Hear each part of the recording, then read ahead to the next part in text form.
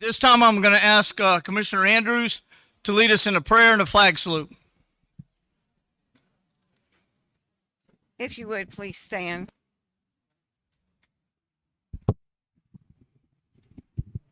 Thank you. Bow our heads. Dear Heavenly Father, Lord, we thank you for this day. God, we just trust that you'll be with us, Lord, as we look at the items that we are addressing tonight, dear God. We just pray that you guide us through this, Lord, and let us make the best decisions that will be pleasing unto you. Lord, let us all enter this room, and God, let us be professional in what we do. Jesus, we're here to solve problems, and we're trying to help people as much as we can. We just ask, God, that you'll be with all of us, Lord, and give us your grace and your mercy. In your name we pray. Amen. Amen. Pledge to the flag of the United States of America and to the republic for which it stands, one nation, under God, indivisible, with liberty and justice for all. All right, as we call this meeting to order, I thank everyone for being here tonight. I hope everyone had a good Labor Day weekend. Be honest, as for myself, Labor Day is one of my least liked holidays. You can't hear me?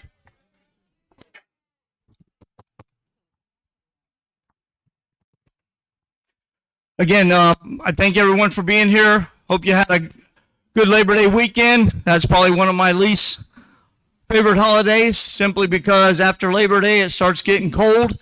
You can't swim or ski anymore without freezing.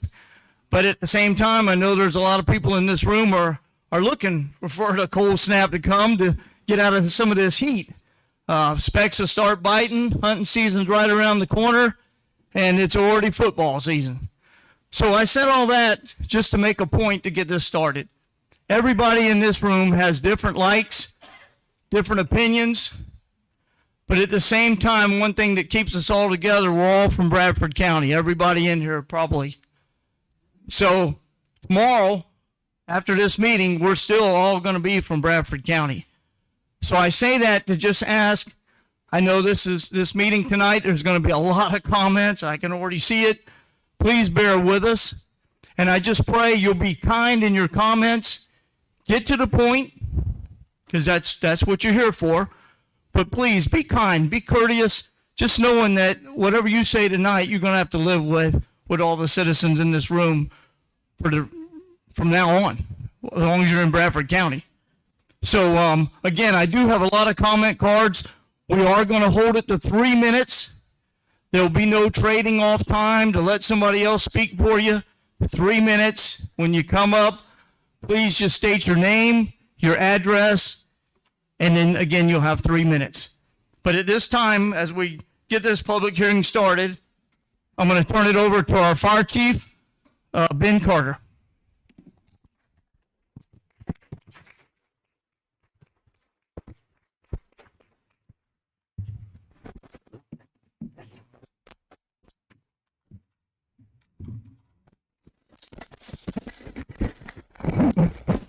Hello, can you hear me?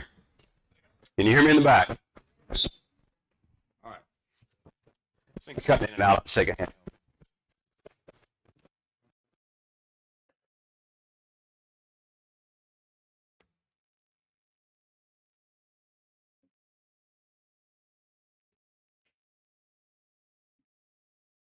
Hello.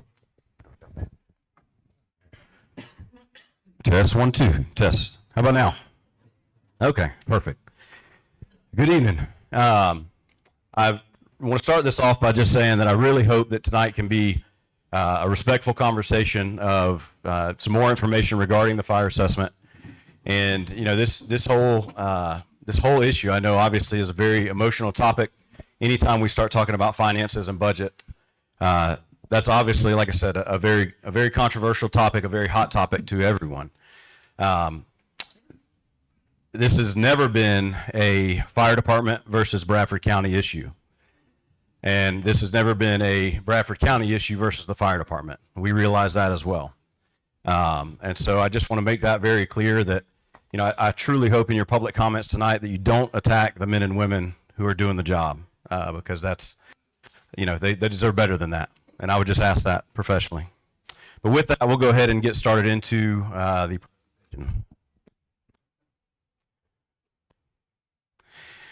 So let's talk about how we got here in the first place.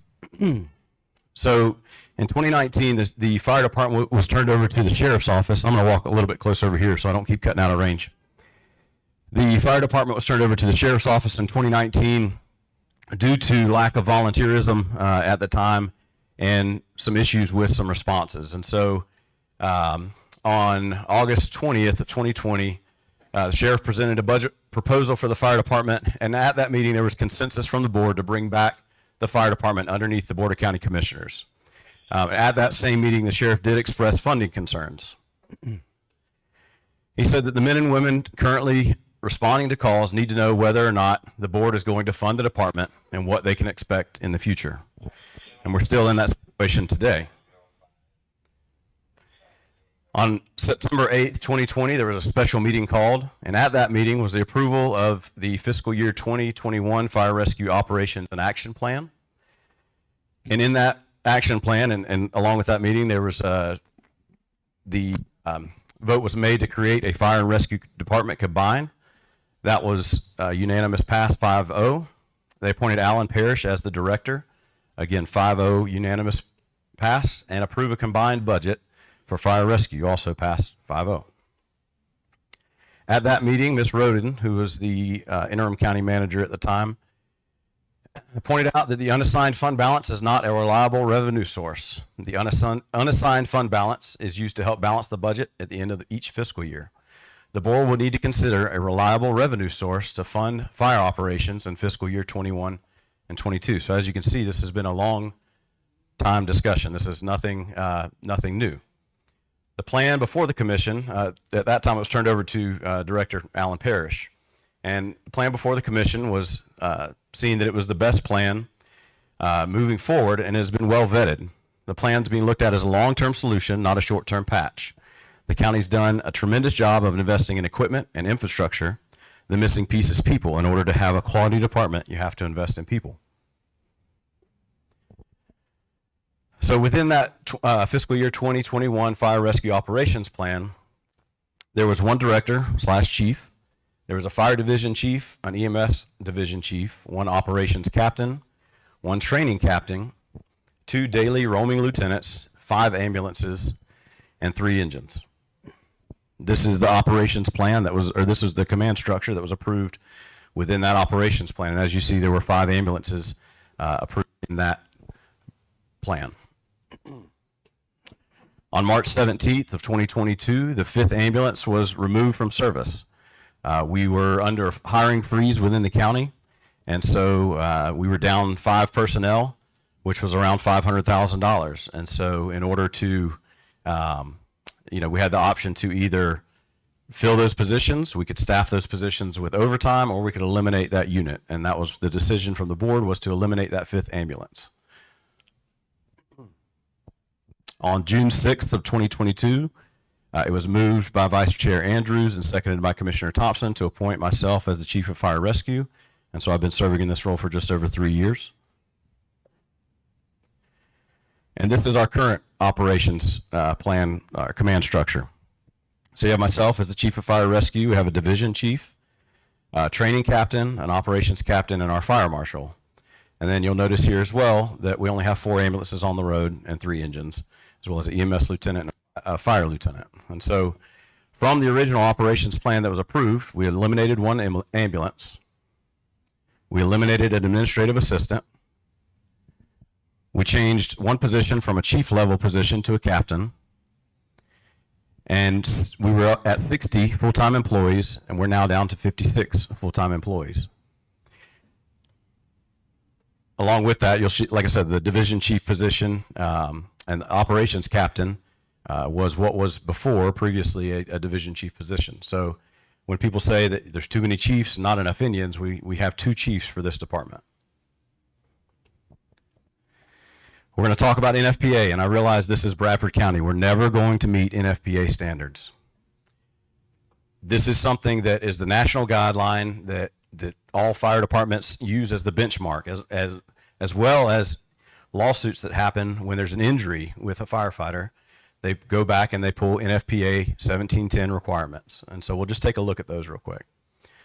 So for 2,000 square foot residents, NFPA 1710 recommends that you have 16 firefighters on a standard house fire.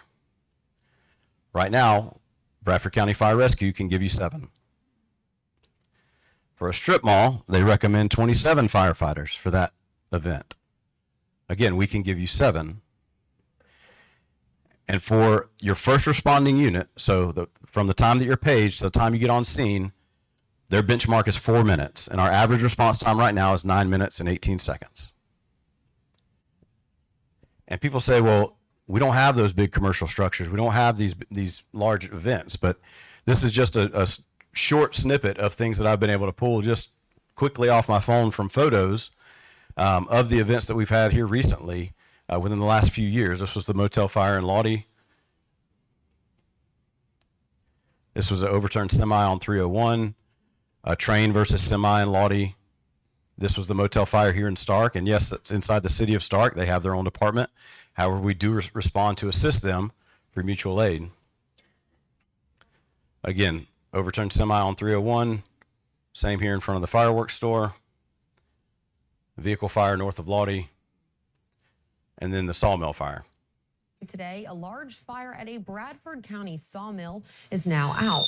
TV20's Alyssa Perry joins us live from Lottie. And Alyssa, how long did it take firefighters to put the flames out? It took more than 5 hours for the Bradford County Fire Rescue teams to extinguish the fire at the Tatum's Brothers sawmill. Firefighters say they got the call around 3:30 this morning.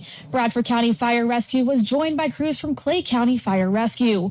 The family-owned business has multiple buildings on site, including a sawmill, 2 planter mills, and a shop. District Fire Chief Dylan Rogers say crews have responded to the mill several times over the years. TV20 was there in 2018 when a fire destroyed most of the business. We asked Rogers to compare the size of today's fire to the one in 2018. About the same in comparison. A fire like this takes a lot of resources, manpower, and just doing the best we can with the resources that we have to mitigate the situation. The cause of the fire is still under investigation, but one of the owners tells TV20 he thinks it was started by electric wiring. As we mentioned, this isn't the first time the Tatum family has seen their business burn. TV20 Hala Zell was able to talk to one of the owners this morning about what they're going through and how they're feeling. Let's take a listen. Look, these boys is like family. I went to school with half of them's daddy, you know what I mean? Some of them's daddy worked for my granddaddy. I went to school with them. You know, it's a small community, and they're more important to me than the shed is. All Tatum can think about while watching his building burn for the second time is his employees. Some of the boys has been working for me 35, 40 years, you know, and they'll be all right. We'll keep them working. He believes the material inside the sawmill makes it prone to fires. All the debris, everything is wood. So it lays there. We clean constantly and trying to clean up constantly to put the fire hazard down, but you never get away from it. The owners tell me their family has been in this industry for generations, and they take the good with the bad. With every fire, they just rebuild and hope for the best. In 2018, the sawmill was engulfed in a mechanical fire. It's going to take a while to clean things up, and then we'll have to start back the rebuilding process. Unfortunately, this is not the first time we've had to do this. But Tatum remains positive. Hopefully, this won't set us back too bad. It's certainly a slap in the face, but you have to take the bad with the good. Reporting in Lottie, Hawa Ezel, TV 20 News. And the point of that is to show you these things do happen, right? Whether it be a semi-overturned, whether it be a hotel fire, a sawmill fire, these things happen in our community. So again, and I could tell you, I was on social media. I looked at some of the comments on there, and I tried to go through and address some of those comments. And I do my best not to interact on a word of mouth page or anything like that. But I think, what is important is that we get correct information out there. And so I've encouraged people to come by. I've encouraged people to come look at the budget and explain these things to them. And so we'll look at a few things that, again, are myths versus facts. some people say again that we did away with the volunteers, right? That we ran them off, that there was no volunteer, we were the ones who ran these volunteers off. And that's just simply not the case. And I feel like I can speak pretty intelligently on this because I grew up in this county as a volunteer at Hilburn Springs. My deputy chief, Dylan Rogers, started as a volunteer at Hilburn Springs. We have multiple people on our department. Our community paramedic, David Weeks, started as a volunteer with the Theresa Fire Department. And so we have the knowledge of what it was like to be a volunteer in this county and how hard that was, especially when the volunteerism started to decline. But a lot of what happened is the state increased the requirements that it takes for you to become a volunteer firefighter. So in order for you to volunteer, you have to go through 206 hours of training to be a volunteer firefighter in order for you to be covered. It's also over $1,000 worth of training and time, right? If you're volunteering, it probably means that you have a job somewhere else. And so who's going to spend that 206 hours and $1,000 or more in order to go through this volunteer training? In addition to that, it's another 190, 200 hours to go get your full certification to become a full-fledged firefighter to go get paid to do this job. So anybody who goes this far into it is going to continue the rest of the way to go get paid and become a career firefighter. And just to show you that this is not a new issue, I want you to look at the date. You probably can't see it, but this was Monday, January 14th of 2019. This is from the previous fire chief to the county manager. Say, good afternoon. Saturday, January 12th, 2019 at 12:55 hours, as J.F. Miller and I were involved with the Station 2B staff members at the new station on Southeast 8th Melrose. Stations 3, 4, 5, and Medic 5 were paged to a residential fire in the 2600 block of Northeast 20th Avenue in Lodi. No other calls for assistance were active at this time in the county. J.F. Miller and I quickly went en route to the fire non-emergent. 12 minutes into the event, one member of Station 4, which is Hilburn Springs, one member of Station 4 acknowledged the page and no apparatus were responding. I requested dispatch to repage the initial stations in attempt to bolster any additional responders. The attempt failed. Medic 5 did arrive within 8 minutes of being toned and provided quality information several times within the response timeline. Medic 5 crew performed with the utmost professionalism that provided for a positive result for not only the customer but to the county as a whole. Still with no further response from stations 3, 4, or 5, Miller's and I response was upgraded. We staffed Engine 70, which was stored at the Fairgrounds building there, 2300 North Temple, the old FHP building, and responded in Engine 70. Engine 70 and Engine 40 arrived at the same time, a 26-minute response time.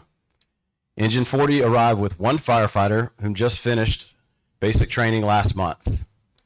Tender 53 had a 40-minute response time and was staffed with only one firefighter who also finished basic training last month. Unfortunately, this response characteristic is becoming the norm as last month's Crystal Lake home site's structural fire response with one firefighter from Station 2 and the elongated response times to the motor vehicle accident in Brooker over the holidays are testaments to.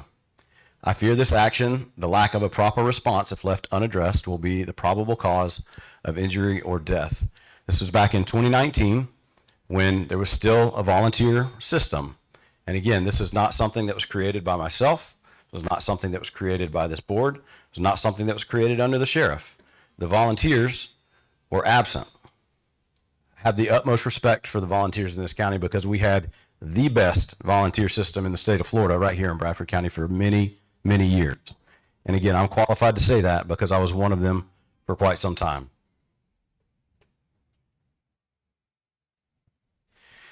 We'll talk about pickup trucks, right? I heard everybody talking about there's pickup trucks all over the place running up and down the road. My pickup truck is a 2021 F-150. This was purchased through the state EMS matching grant with all of the upfitting, which is light, siren, all of those things, was completed here in-house by our fleet maintenance supervisor. Cost to taxpayers was right around $7,500. The division chief currently drives a 2014 Ford Explorer that was transferred from the sheriff's office. The upfitting was also completed in-house. Our operations captain drives a 2010 F-150. It was from the 2009 County Awards Grant. Upfitting was completed through Grant and CARES Act funding. This was back during COVID when we had this thing upfitted then. And the cost to taxpayers was right around $650 for the decals. Our fire marshal drives a 2011 F-150 that was transferred from the sheriff's office, and all of the upfitting, lights and sirens, was all completed in-house. $650 for decals. Our training captain drives a 2024 Ford Expedition. This was purchased through the opioid abatement settlement funds, and the vehicle and upfitting was all purchased through there. This was zero cost to taxpayers in Bradford County. Our community paramedic drives the same vehicle, the 2024 Ford Expedition, that was also purchased through the opioid abatement funds. All the vehicle and upfitting was purchased through those funds at $0 to taxpayers. The EMS lieutenant drives a 2023 F-150 that was purchased using unused grant match funds. The upfitting was also completed here in-house. We did pay full price for this vehicle here. We did not pay for the upfitting. Again, that was done here in-house. Cost to the taxpayers was $45,000. Our fire lieutenant drives a 2021 F-150. We had, at the time when the county had an IT department, they had a two-wheel drive 2019 F-150 that was transferred over from the clerk's office, and we were able to trade that in for a good value and actually received more on the trade-in than we did for the original purchase price of that vehicle. The upfitting was completed in-house, and we were able to get a four-wheel drive vehicle instead of a two-wheel drive vehicle. Cost to taxpayers was $9,883. And people ask, why do we use four-door? This is just a small snippet of the equipment that we carry on all of our apparatus. Every one of our supervisors that you see riding around is fully ALS capable. So they have the ability, if somebody gets called to not breathing, somebody unresponsive, that supervisor, myself included, I'm a certified paramedic, so are all of my admin staff are all certified paramedics. If we're riding down the road and somebody gets called to somebody not breathing or somebody choking, we're able to go do the same thing that an ambulance can do, except for we can't transport you to the hospital. But we have the same certifications, we have the same level of training that anybody on an ambulance would have as well. And so we do carry a lot of equipment in these trucks. So as you can imagine, it takes a lot of room. These things take up a lot of space. But I want this to show you that we're not just going out and buying new vehicles and buying new pickup trucks and riding up and down the road and throwing away money. We look at every avenue we can to figure out how can we do this, how can we make these purchases without causing a huge burden to the taxpayers. These are vehicles that we've transferred over to the Public Works Department. And this, again, is just a very small snippet of that. We've transferred many more than this. But had we not transferred these vehicles over to Public Works would have had to buy these vehicles. They would have had to purchase these vehicles. So we try and get every bit of useful life that we can out of all these trucks, out of all these vehicles. Again, we transfer them over to the next department. All right, I'm sure many of you have seen the construction of the new fire station at Sampson City. So this was the building that was there previously. It was, if this building looks familiar, they use these for mobile job sites, right? If a construction site, things like that. Now this was built to a little bit beefier specs than what you would see on your average construction site, but still, we got every bit of useful life that we could out of these buildings. So we were able to sell this building on Gov Deals for $11,250, and that may not seem like a lot, but let me show you a little bit of the interior. So these are mushrooms growing up through the floor of the fire station. Also mushrooms growing up through the floors of the fire station. I don't know if you can eat these or not. We didn't try. This is a rotten floor in the bathroom. And this was the entire floor replacement in the bathroom, bedrooms, and living area.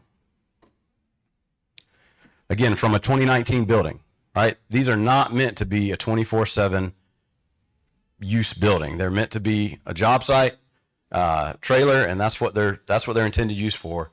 we got great use for them. You know, we got great use out of them, but we knew this wasn't a long-term solution. We knew this was, hey, let's get by until we can figure something else out. And we were able to figure that out. Again, this is one of the bedrooms that we replaced the entire floor in. So we were able to go from this, and you see there's a lot of vehicles parked outside, right? The two on the left side are our employee vehicles, but the other two that are sitting outside of that station, those are response apparatus that we didn't have room for. We couldn't put them inside the station. So they're sitting out in the sun, they're sitting out in the weather. We had nowhere to put them. So we were able to go from this to this. This is what's being built. This was fully funded through state appropriations. The state got us $850,000, and it was actually when our attorney this evening, Mr. Bradley, was our senator at the time. And it was while the fire department was under the sheriff's office. And their goal was to build a new headquarters and training facility at the Hilburn Springs location. Once the board brought the fire department back under the Board of County Commissioners, we already had a headquarters building. We had the headquarters right there behind the courthouse and beside the sheriff's office. We didn't need to build a new headquarters, but what we did need is to get them out of these trailers that were literally falling apart and having mushrooms growing up through the floor. So we went back to the state, and this was a multi-year process to try and get this done, but we went back to the state and we said, look, we can't use this money at Hilburn Springs anymore. We just don't need to put something there, because the last thing we wanted to do was build a building and then not put anybody in it. So we said, is there any way that we can transfer these funds around and use them for our Sampson City site? Because that's the most centrally located station in our county. And we really would like to be able to use the funds there. And so through Senator Bradley, through Representative Brannon, we were able to get those funds reappropriated and able to use those funds to be able to build this station. And with the addition of the 2 bays that you see there as well. So we have more room to house the equipment. It's not out in the weather. We're not letting a $200,000 truck sit in the rain and weather. We're now able to put that inside the building, and it's secure. The station is great. I can tell you, I just went to a neighboring county's grand opening of their fire station. It was $12 million is what they spent on their fire station. We've been able to build this for under $850,000. I'm sorry? That was over in Clay County. Correct. I agree. Way bigger, a lot more money. You're right. All right. So let's talk about fire station locations and your ISO information, right? You've probably heard ISO, that word tossed around. And you may see what on your insurance may be called your public protection classification. 1 is the best that you can receive, and 10 is no recognized protection. So Bradford County, as we currently stand, our current rating is a 5, 5X, or a 10, and I'll explain what that means. So to receive a protection class rating of 5, you have to be within 5 miles from a fire station and within 1,000 feet from a fire hydrant. To receive a 5X, you have to be within 5 miles from the fire station, but it means that you don't have a fire hydrant within 1,000 feet. And a class 10 means that you're outside of that 5-mile radius for a fire station, and you do not have a fire hydrant within 1,000 feet of your residence. The fire assessment funding will fund a new fire station in the town of Brooker. Now, we were able to get, again, a state appropriation to build the actual facility itself, but the state appropriation does not cover the staffing for that facility. So with the fire assessment, with the $167 residential rate, that would cover adding 2 personnel every day in the town of Brooker. And what that means is obviously improved response times. Right now, our closest station is 14 minutes away, running as hard as they can get there to the town of Brooker from Sampson City. Hampton's further away than Sampson City is, right?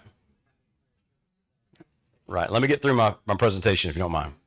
So again, improved response times as well as lower insurance premiums. And I put an asterisk beside this because not every insurance company is going to decrease your rate just because you have a new fire station in your district. That there are many insurance companies that do, but I can tell you not every insurance company recognizes that. They don't use ISO as the gold standard. But again, many insurance companies do. So right now as it stands, this is our current coverage, and every circle that you see is a 5-mile radius. So this means from each one of those stations, that circle that you see means you have 5 mile. If you fall within that circle, you have the benefit of receiving at least a 5X on your fire protection class rating. So I'm explaining these circles a little bit more. So LA 50 that you see up there in the top corner, that's Lottie, right? So that's where our Lottie station is located. Hilburn Springs is staffed with 1 supervisor, and we're able to claim partial credit on our ISO rating for staffing Hilburn Springs and having a supervisor there. Station SD 90, that's Sampson City, that's station 90. Theresa is station 20, and these all numbers have actually since changed. We've gone back to single digits for, again, more transparency to show that we don't have 50 stations, we have 5 stations, and we don't have, so on and so forth. So again, these are back to single digit numbers. So Theresa station 20 has also a supervisor station there as well. Speedville is the station down in, or I'm sorry, station 10 is the station down in Speedville. And then Brooker would be the new station in the town of Brooker. So all these circles would show you, again, anybody who falls within those circles has the benefit of receiving that 5X rating. Or if you have hydrants within your town, you're probably a class 5. So what that means is when we build the fire station in the town of Brooker, those residents there who are currently at a class 10 would go to a class 5, they'd be eligible to go to a class 5 rating on their ISO. So again, savings there for your homeowner's insurance.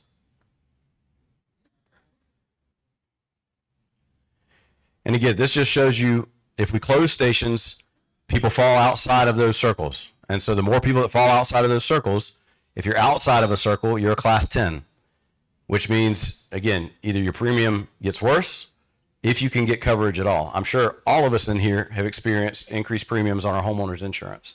This is something to offset that, hopefully. And again, if you fall outside of that circle, who knows if you can get coverage at all. So I did obtain an insurance quote from a local insurance agent here. Okay, this is for a $400,000 dwelling at with a $1,000 deductible and a 2% hurricane deductible. I get it. People's houses may not be worth $400,000, and that's okay. Right. This is all relative. Okay. So right now, if they're a protection class of 5, annual premium is $6,798. If you close the fire station and they go to a class 10, premium goes to $8,745.38. A $1,947.32% increase, or 28.6%. All right, let's take a look at our 2024 call volume. Please, just let Ben finish the presentation, please. Then you'll have plenty of time to speak. Sure, but I think this is important information, right? Okay. Sure. All right, please. Hey, please let Ben just let him finish, please. No problem. All right. So again, in 2024, our call volume, we had 1,223 fire-related calls, 7,536 total incidents, or an average of 21 per day. Again, our average response time is 9 minutes, 18 seconds. Our average call duration is 1 hour and 32 minutes. Our average scene time is 19 minutes and 40 seconds. And our average transport time is 32 minutes and 7 seconds. We had 32 structure fires last year with 1 civilian fatality, 22 vehicle fires, 63 brush fires with a total of 422 acres burned, 259 motor vehicle collisions with a total of 595 patients from those crashes, 71 trauma alerts, and we had 74 total cardiac arrests, which means their heart's not beating and they're not breathing. We attempted resuscitation on 57 of those. You ask, well, why didn't we attempt resuscitation on 74? There's certain signs and symptoms that we look for and markers that we look for that may show that that person is well past any viable life. So we got pulses back on 29 of those patients, which is our ROSC rate. ROSC means return of spontaneous circulation. So we were able to get pulses back on 29 of those patients. The state average ROSC rate is 24%, and your average or your ROSC rate here in Bradford County is 39%, well above the state average. Our truck utilization, you can look, our Station 9, Sampson City, is our busiest engine, and our ambulance here in Stark is our busiest ambulance. Next would be the station in Lottie, and then the station in Theresa and Speedville. All right, let's talk about the fire assessment a little bit. So looking at the methodology, this is charge per dwelling unit. So let's talk about what actually a dwelling unit is. This is an example of a dwelling unit. You can go on to the Bradford County Property Appraiser's website, and if you look at the record search / GIS map, you can go in and find the information that shows how is my property being charged. And many of you obviously got those notices. That's why you're here tonight. And so you see what's on those notices. So you look at the owner's name. That's what you can search through that, and you can find the property record. So if we go through and do that, you can look at the building characteristics. Now, anything that's under this top line under building characteristics is what's being charged. So if you have 2 buildings here, you're being charged for two dwelling units. The extra features and outbuildings are not assessed. Again, this is an example of a dwelling unit. If you go to the property card, you look at the property, it shows you they have 1 building on their property. They do have some extra features and outbuildings, but these are not being assessed. It's only the building characteristics up top. Let's say they have multiple dwellings on 1 parcel. This is a piece of property that has 4 homes on 1 piece of property. So if you look at that, again, they're all homes here in good shape. They have the opportunity to rent these places out to people. Again, these are all the homes here listed on this site. And if you look under building characteristics, they have 4 different dwelling units listed. So they would be charged 4 of the $167 dwelling unit charge. Extra features and outbuildings are not charged. As I said earlier, those things are not assessed. So this is considered an outbuilding, extra feature, on the property card. If you go and look, that's where it's listed on this property. It's not assessed. Again, your garage should not be assessed. Your chicken pen should not be assessed. And your horse barn should also not be assessed. Understand that we're using information from the property appraiser's office that it was not intended to be used for the purpose that it's being used for right now. That was not how it's coded. That was not, so there's going to be mistakes, is my point. And so with those mistakes, we have a process to correct those mistakes. And we're absolutely willing to do that. And we want to make sure that this is a fair thing for everyone. So absolutely, I'm sure that many of you in this room tonight received a notice that has something that's not correct on there, right? You have a house on your property that's just old and a dilapidated house that doesn't have power to it. It doesn't have, water to it.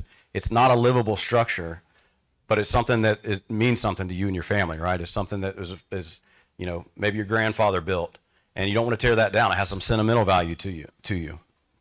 And so if that's the case, again, we can come out, we can look at that, we can go, okay, look, this is not a dwelling unit. This is not what we're trying to assess on this with this fee. This is a house that has 4 different outbuildings. Again, those 4 outbuildings are not assessed. It's just the actual residence itself. So for vacant parcels, if you look, this is 11 acres. That is 1 continuous piece of property. So this piece would receive, I believe it's a $46.50 charge for a vacant parcel, unless it's labeled as an ag property. If it's considered ag, then by statute it has to be exempt. We have no choice in that. We have no authority in that. By statute, ag properties have to be exempt. So if it is an ag property, again, you would not pay an assessment on that. Let's say that you have 40 acres of land, okay? The west 20 acres and the east 20 acres. They're side by side, same owner.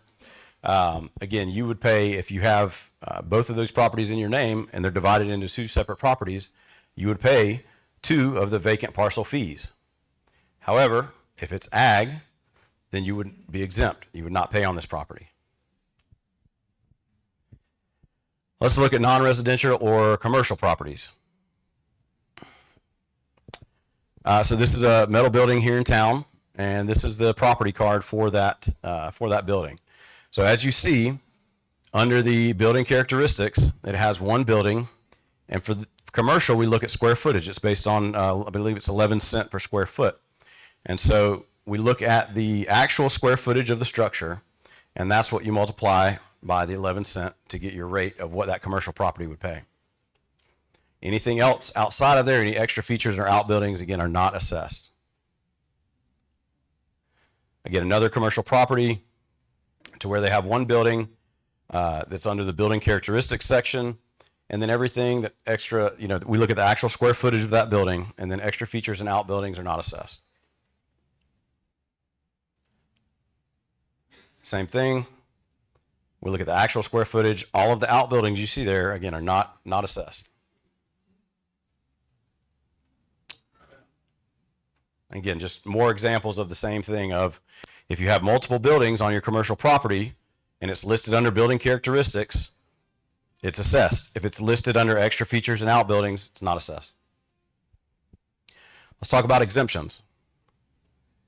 So churches, nonprofits, and government-owned buildings are exempt.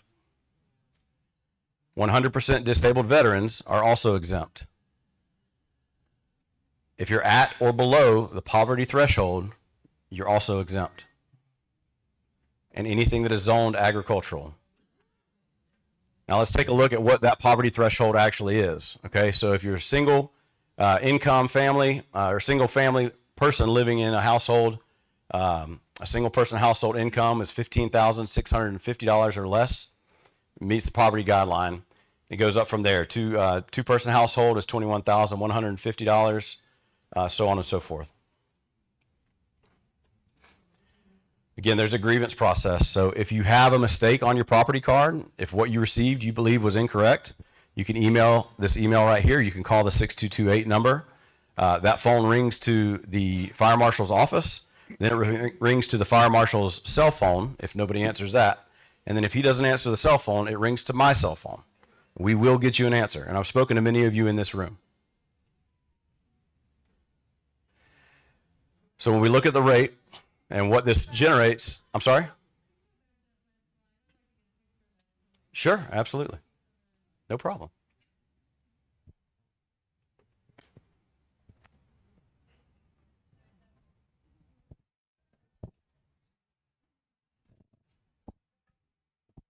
And please feel free to take a picture of this or whatever would be the best way for you to get it down. Everybody good? Oh, one more. Okay.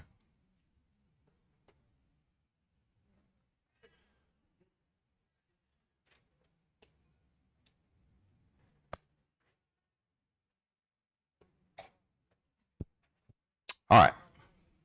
If you have any questions or need this information, come see me afterwards and we'll make sure to get it to you. So again, what the study showed was for 50% cost recovery, the residential rate was $167 per household or per dwelling unit.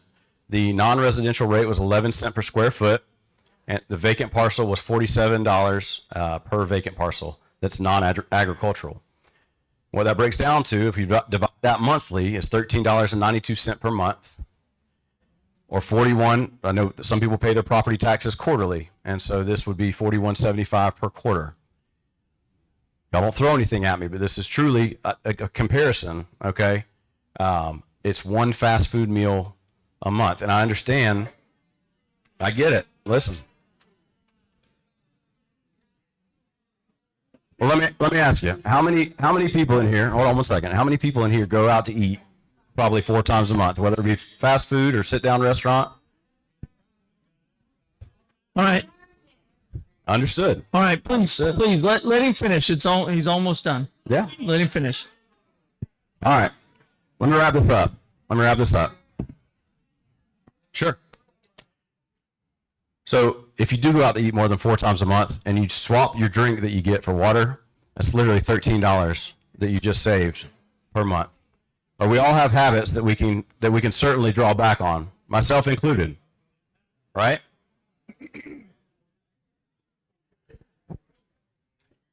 Let's take a look at this real quick. So this is a house fire that was here inside the city of Stark, right behind Capital City Bank, right? This is a Stark fire. They're able to send 2 firefighters to this call here the other day, okay? We responded with mutual aid. We were able to put 6 firefighters in addition to that. So imagine pulling up to this house with 2 firefighters and not having anybody to come help you. All right, the work that it takes to put something like this out is unbelievable. And so this house was a total loss, right? This was without a doubt burned to the ground, okay? But what didn't happen was house next door.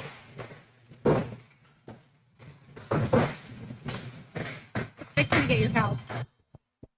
Right, so this is the neighbor's house, okay? And due, again, to the great efforts by the city of Stark, as well as our team getting there, we're able to save the neighbor's house from burning down. Now, again, doesn't affect the person who lost their house, but it does affect the people who are in the surrounding area that didn't lose their house because of the efforts that were made. 911 Center, emergency. This is also a call. Yeah, I need to buy Listen up, something. please. I feel bad. Yes, ma'am. What's going on? My house is on fire. Your house is on fire? Yes. Is it fully on fire? It's taken on fire. Okay, and what's your address? This is Florida. Is anybody else in the house? No.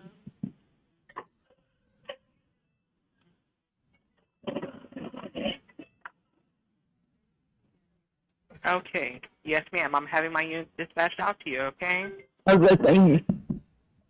So again, this house has a hole through the roof of it. This was in between 100 and 231 near Brooker. Okay, this was on 235 in between those 2 roads, which we call no man's land. There's no unit that can get there in a quick amount of time. It would have been right around 8 minutes from Brooker if the fire station was there. But we were still able to get there, and when we were able to get there, we'd get off the truck and do work to make sure that this house didn't burn completely down. Now, granted, this is probably going to be a total loss through insurance, but what we were able to save is prescriptions, all of the valuables that the person had. We were able to save pictures, family heirlooms that we were able to get out of this house for this person. So yes, it's going to be a total loss probably on insurance, but we're able to save some of those things that probably mean a lot to you sitting in this room. Again, we go back to the sawmill fire, and this being able to put a team of firefighters on there rather than just 2 firefighters meant the difference between them losing a shed versus losing an entire business. And so that's the difference of what it means to be able to put adequate fire response in a community. And with that, I will entertain any questions from the board.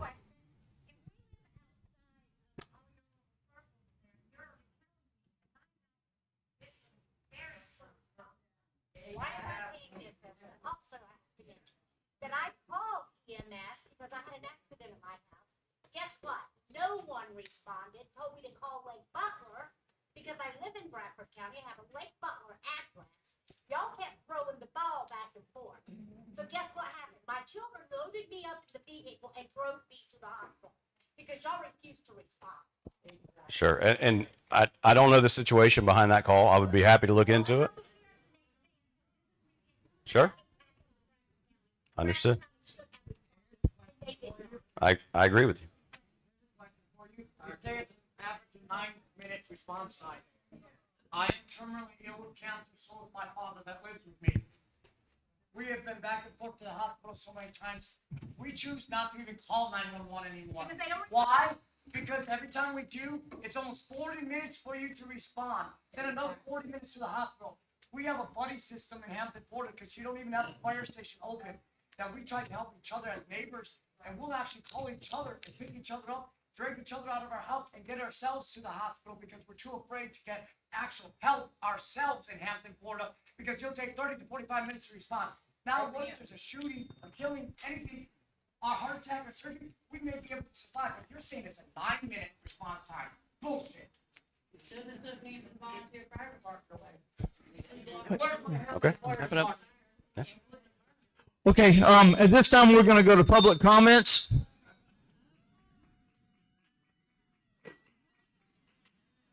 And if you would, please be respectful when you come up here, no matter if somebody's for it or against it. Just please listen to what they have to say. We've got a lot of cards here. Bear with me. I'm gonna call out a couple names. That way, if they're in the back, you can start heading forward. Again, when you come to the mic, please state your name and address. You have 3 minutes. I've got a little timer up here, and let's get started. First one we have is Tammy McCarley. Thank you. Yeah, Mr. Chairman, Yes, sir. we need to read the resolution before we start public comment. My bad. My bad. Okay, let's read. I'm going to turn it over to our attorney to read the resolution.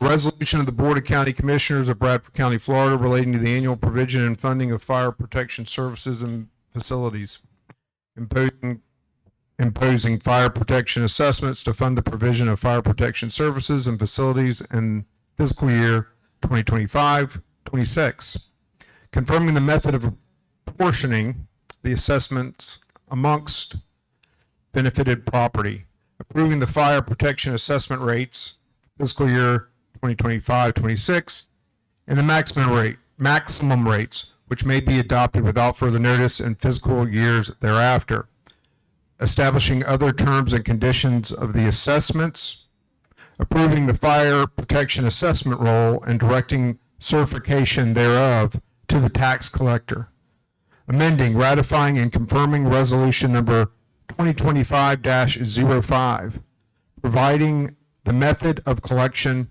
and providing an effective date. Thank you. Okay, at this time now we'll open up the public hearing for public comments. Again, the first one is Tammy. And then also the next one coming up is Bonnie, looks like Bonnie Griffiths.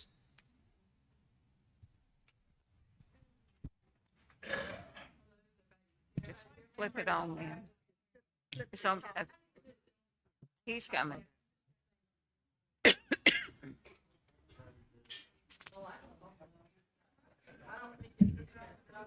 Test. Is that it? Thanks. Okay, I'm Tammy McCarley, and this is the first letter I got like 20-something days ago. Okay, I do live in, I have a home in Daytona Beach. I also was raised in Lottie. I have property in Lottie and Hampton. Can you hear me? Okay, I gotta go. All right, so this first time, you know, I didn't know about all the committees and all that. Number one, I think this is not fairness, equality, or justice for people who are older, disabilities. And I look at this room and it's just about, you don't see too many young people in here. Okay, I think that's not right. And I'm a person who stands up not only for myself, but for others. I can guarantee you this too, that I don't have kids in school anymore, so my taxes, I pay a lot of taxes. I provide the community. I have rental property, and I keep my property up good for my renters, and I keep the the rent low so they can afford it. So I put a lot of money into the city, the county, Okay. The cost of living already is, food, gas, taxes. It's already is so much. I mean, it makes me in fear of losing what I do have. Yes, I have 4 places, but I don't get to file agricultural. What standard? There's not a fairness standard here in Bradford County. How many animals do you have? Well, or this or that. It's not fair. Also, I'd like to say that the land, $47 for 1 acre or 100 or 1,000, I think that's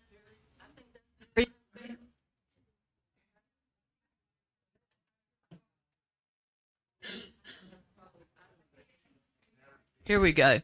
Anyway.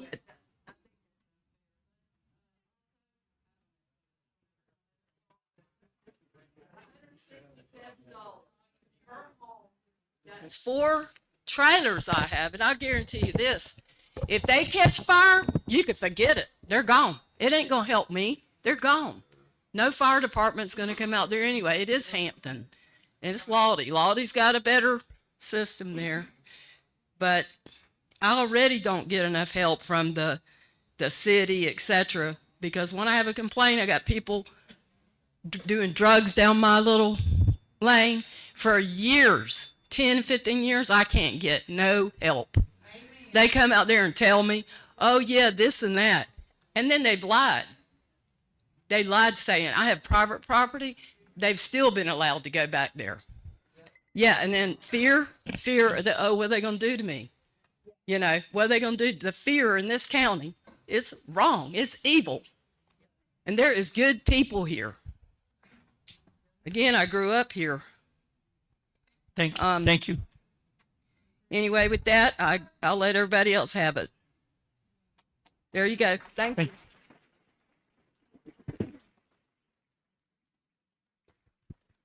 Bonnie Griffiths.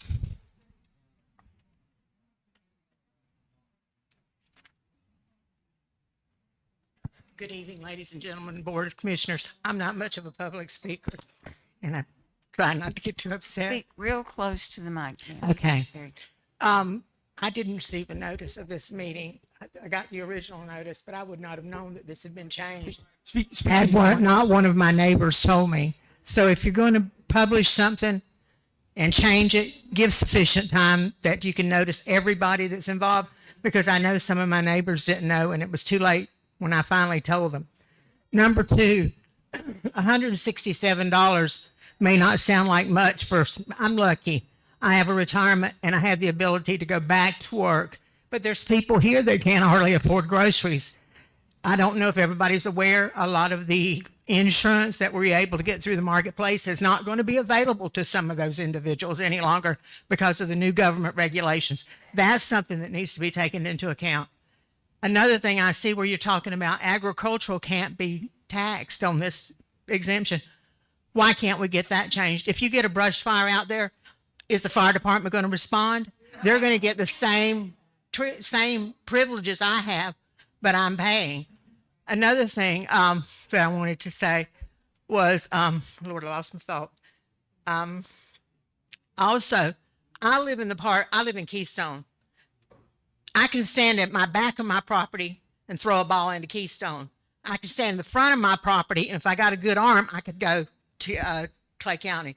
So I don't get anything from Bradford County. I have to keep the road up in front of my house because it's a private road. Ambulance service, my daughter had a heart attack. It took them 13 minutes to get there. Then they, instead of pulling in the driveway at my house, which is plainly marked, they park across the street and nearly get her hit because there's a car coming in that couldn't see them. So as far as services, I don't receive any. I pay insurance so that I'm covered. I have a brick home with a metal roof. By the time a fire department gets to me, because the thing out in Speedville, as far as I know, is not manned all the time. By the time somebody gets to me, my house will be gone.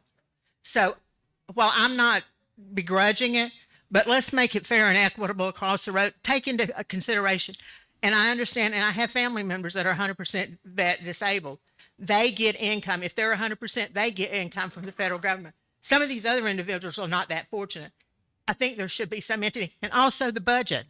We asked for a copy of the budget, and we were told that we'd have to go here, here, here. Never got a response. I called this morning, about this meeting to confirm it was here. I never got a return call. So there's got to be a communication both ways. It's got to be fair and equitable. And I don't think there's a person here that's not willing to pay if it's fair and equitable. But you can't just look at property. I sat down and figured today, between the time we bought our home and now, we've paid 3/4 of what we originally paid for the house in just taxes. And like I said, we're not getting any services out there. Our children can't go to the local school unless they get a special exemption. So look at everything fair and equitable. And I'm not against what y'all are trying to do, because you do need to expand, but you got to look at it. Share them with people. Give them the budget and say, hey, this is what's going to go for equipment. This is what's going to go. Then you can make a thing. What y'all did, y'all didn't do that. And that's failure on your part, I feel. And that's all I have to say. Thank you.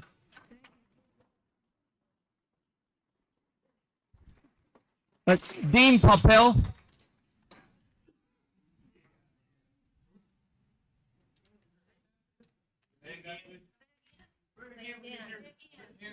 Dean Papel. And then the one after that is Anthony, looks like Duhart.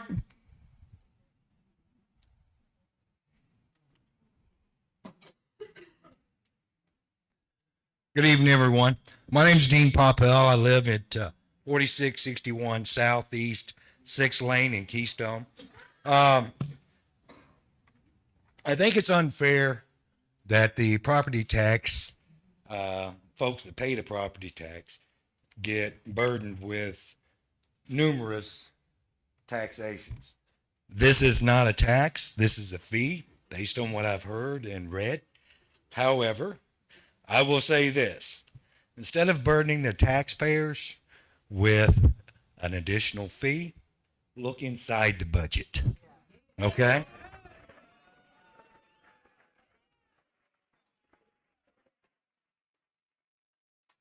I've spent 40 years working at the federal, state, and county government, and there's bloat, there's waste, and there's fraud at all of those levels, and we all know that. Okay, it's just a matter of finding it. Please. So, in essence, what I'm saying, I've got 5 recommendations for you to consider. First of all, a budget cut across the board, 5 to 20%, whatever it takes to get to your $1.7 million. A salary reduction of 1 to 3%. A reduction in force, a hiring freeze.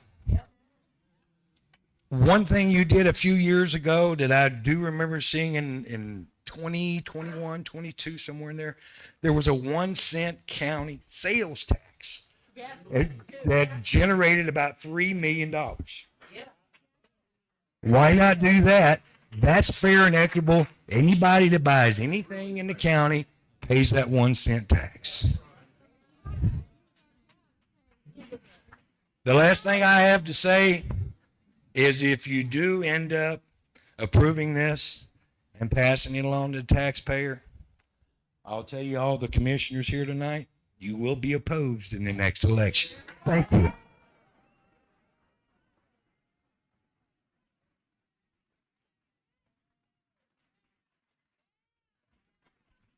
Thank you. Anthony Duhart. Duhart, his wife. Okay. Arita. Yes, ma'am. Okay. We live in Lodi, Florida. And I grew up here, but we moved away and then we moved back to build here on property. We live about 2 minutes or 1 minute from the dump. First, they're going to charge us a dump fee. And I don't see why each residence would have to pay that. So now they want to charge the fire department tax. I appreciate everything that the fire department does, but I'm wondering why they always send out the fire department first if there's an emergency on the heart attack or things like that. I understand he said they have the equipment, but they can't transport the patient. So we need to explain that whether this is desperate need for just the ambulance. And I believe that the people that has a fire and it's actually a horrendous fire, there should be the ones that access the fire fee for them to come out rather than everyone playing the tactless. that just like the emergency room bill, they send you out a bill for the emergency service to come out. So I think the fire department should do that also, which I think is better, because I'm concerned about my mother, who's 91 years old, and she would have to pay extra tax. Thank you. Thank you.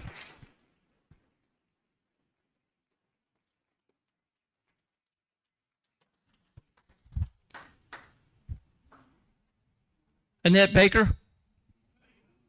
And the one after that is Jerry Gibbs.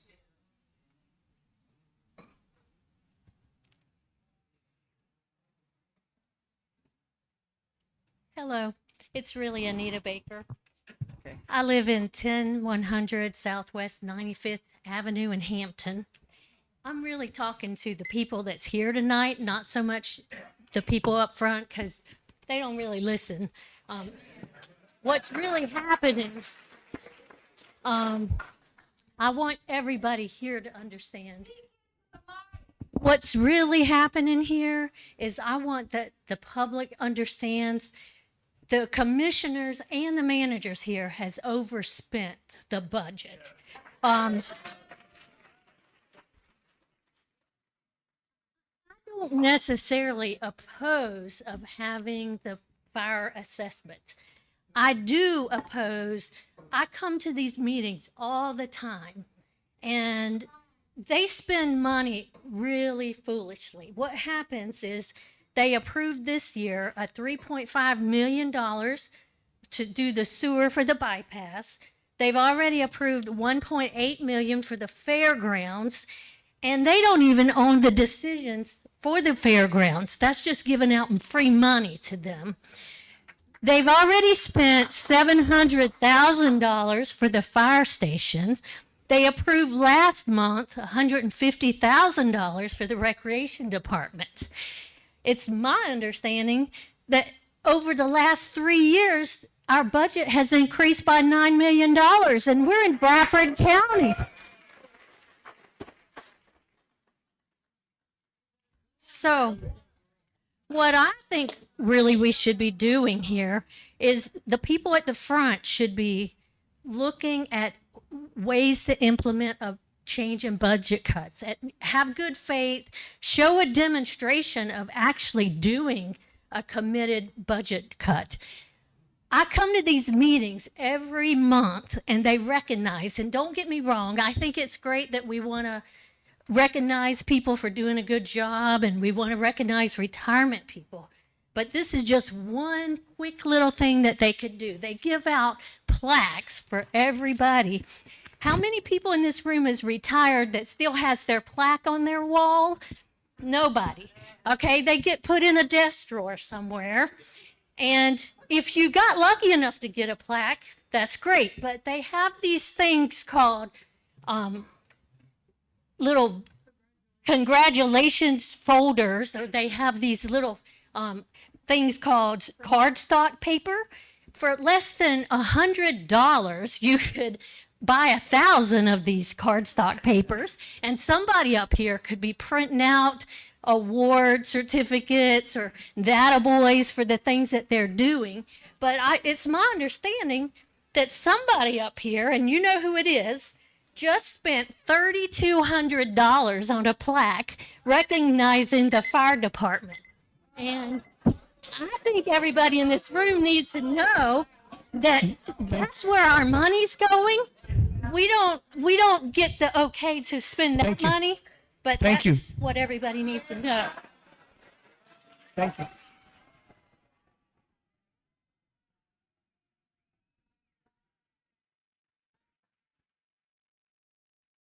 All right, Jerry Gibbs.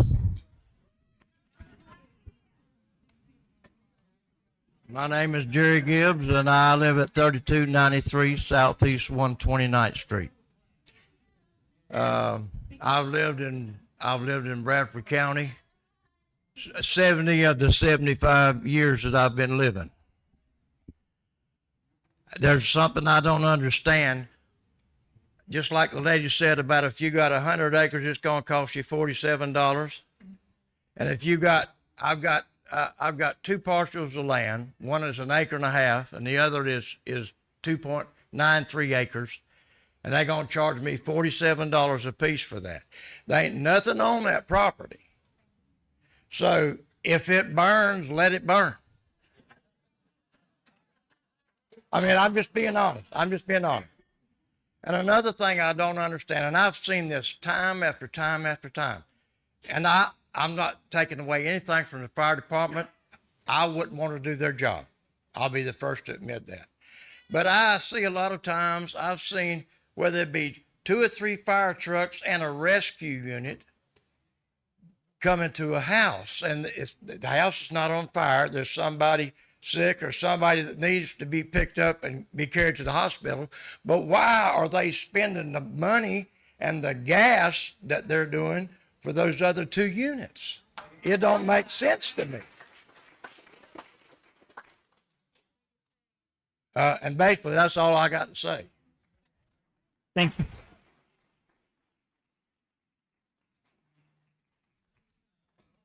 Linda Beeman. And the one after that is Brad Stevens.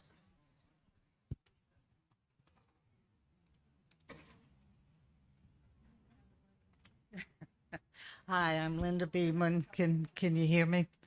Okay. Okay.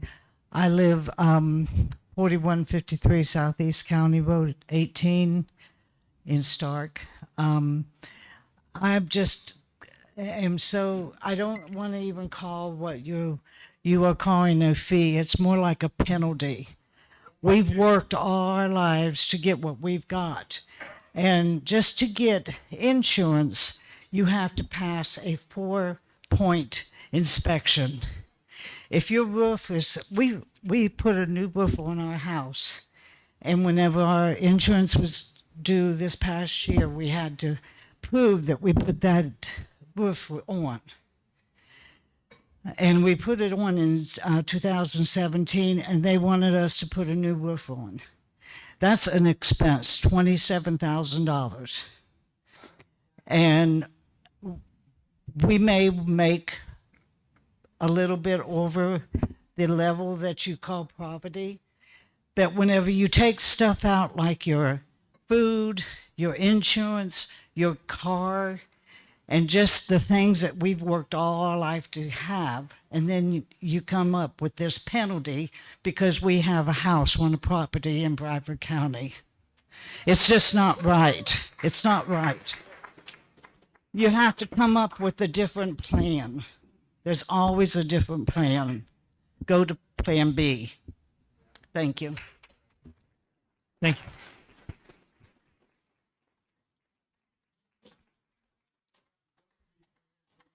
Right. After Brad Stevens, I've got Amber Shepherd. Hello, I'm Brent Stevens. I live in the same place Linda does. All right, try to make it better. All right, all I can say, this is a straw that broke the camel's back, buddy. And I'm totally against it. Thank you.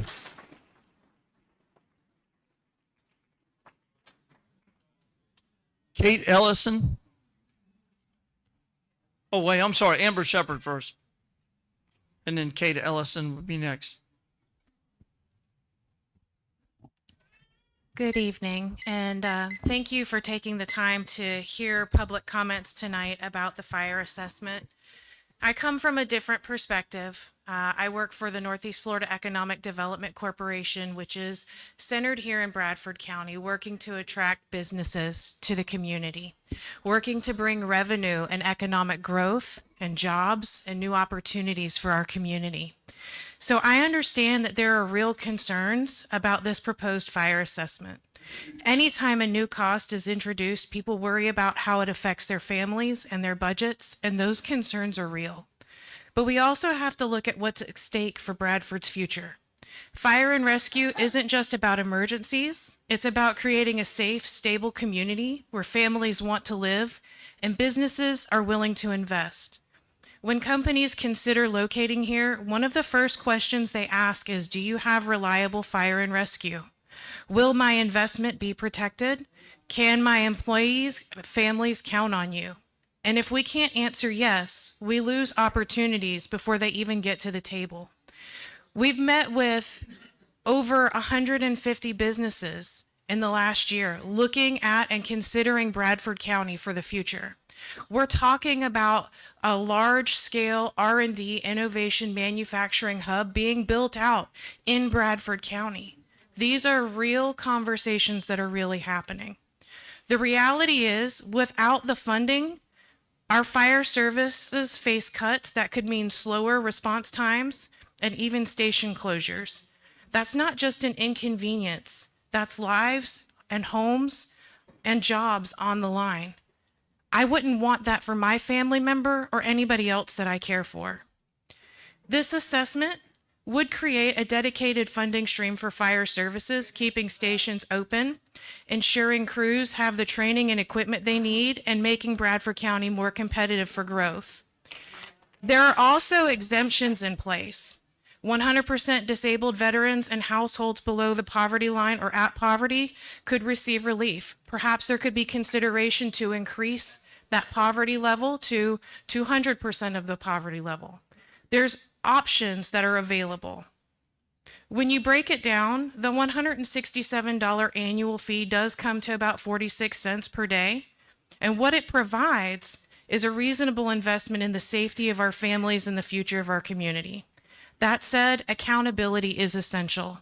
If residents are asked to take this on, the county must be transparent about how every dollar is spent. And I believe strongly that families deserve advance notice of any rate increases, as well as consideration of a cap on future increases. People need predictability in their budgets, and that's the only way we can build trust. So I do stand in favor of new funding sources, Thanks. but I recognize this isn't easy. So thank you all for your time and your consideration. God Thanks. bless you and good night. Thank you.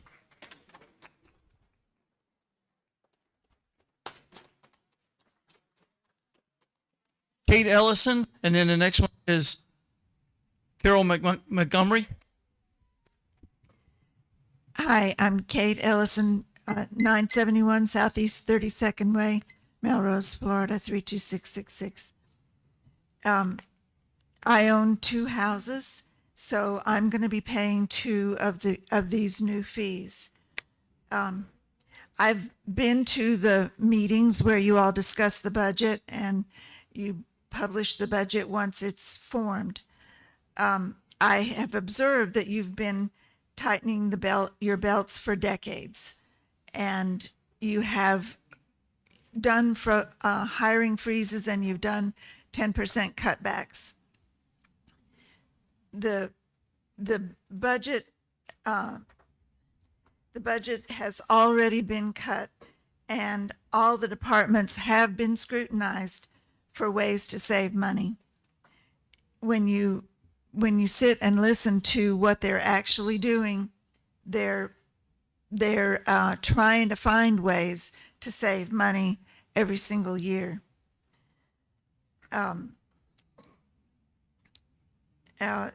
Sales tax hits the poorest people the hardest. Using a sales tax, because everybody pays it, there's no exemption for someone who is poor. So if we want fire protection, we have to pay for it. We have to band together and support the firefighters and pay the fee. Thank you. Thank you. Carol Montgomery. And the next one after that will be Lisa Whitehead. Carol Montgomery, 2048 Southeast County Road 21B. Yes, Bradford County, Melrose. Good evening, Commissioners. I'm here tonight to express my strong support for the proposed fire assessment. This is more than just a budget decision or another. Please, let her talk. Let her talk. This is more than just a budget decision or another line on a tax bill. It's about protecting lives, property, and the future of Bradford County. Every resident, every family, and every business depend on reliable fire and emergency services. When a house fire breaks out, when a medical emergency happens, or when disaster strikes, we count on our firefighters to respond quickly and effectively. But right now, they're being asked to do more with less. Please, and please, just let her speak, please. They're being asked to do more with less, and that affects us all. The fire assessment is a responsible, necessary step to make sure our first responders have the staffing, equipment, and training they need. The cost is a modest $167 a year, which breaks down to $13.91 a month or 46 cents a day. For the protection of every life and every property in Bradford County. Without this funding, we gamble with response times, with firefighter safety, and ultimately with the lives of our neighbors. Commissioners, your most important duty is to protect the health and safety of this community. That responsibility cannot be delayed, pushed aside, or left for the next board to handle. Tonight, I urge you to show leadership to put the well-being of our citizens first and ensure Bradford County has strong and dependable fire protection. We should not wait for tragedy to remind us the cost of inaction. This fire assessment is not just an investment in the fire department, it's an investment in the safety, stability, and future of Bradford County. Thank you. Thank you.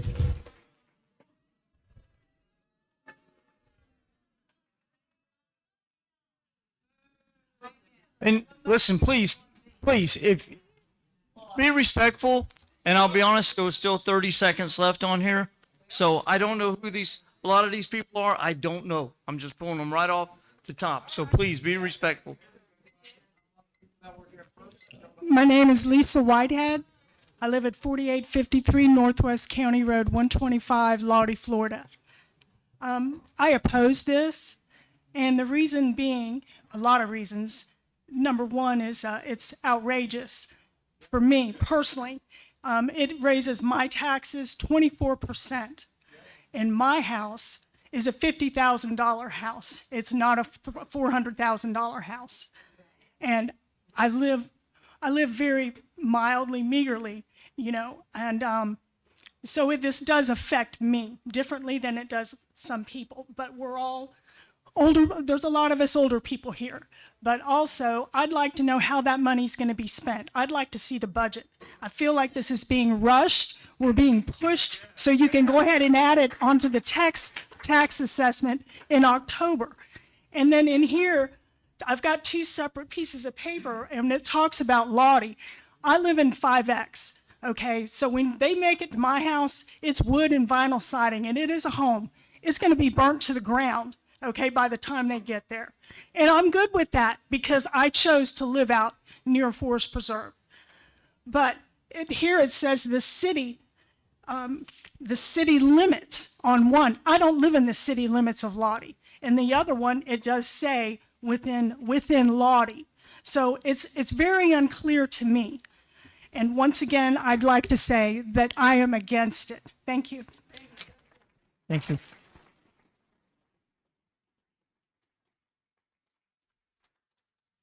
It looks like James Nicken. All right, good. Thanks. Hi, I'm James Nielsen. I live at 3246 Northeast 179th Street here in Bradford County. First off, I want to say I oppose this taxation, fee, whatever you want to call it, to push this and ram it down our throats. I think many of Americans here in Bradford County have seen a lot of wasteful spending in government. And not only have we seen wasteful spending in government, but now we have a president in that's showing us the wasteful spending. And we had a young lady speak earlier that told us the wasteful spending. So what we have here is a bunch of people running red, but then spending blue. As far as Danny, you can't sit here and tell me that I need to cut back on drinking a soda to water or comparing like a $400,000 house. Mine's $45,000. That's it. You know, we have a lot of elderly that live in this community. We have a lot of elderly that grew up in Bradford County, graduating from that high school, and it's a spit in their face that you do this to them. You know, a lot of these presentations, I noticed 2018, 2019, come on. You know, we're at 2025.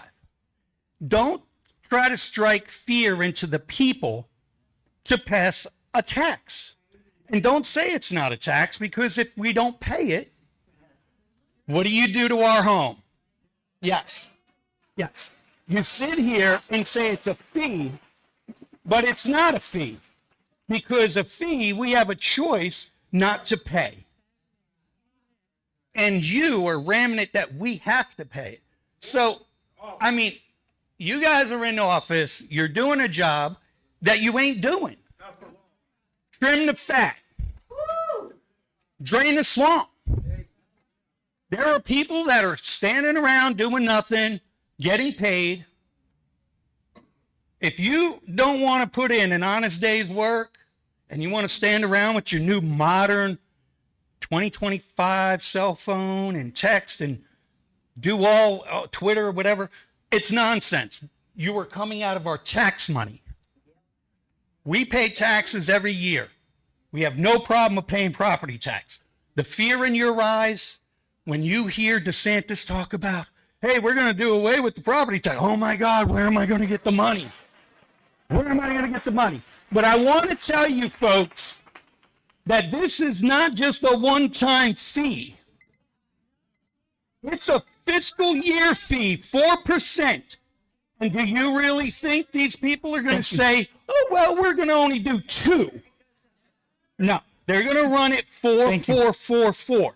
They're looking at the long run. I learned back in the 80s that if you don't... Thank you, sir. Yeah. Thank you. Yeah, shut me up. Yeah.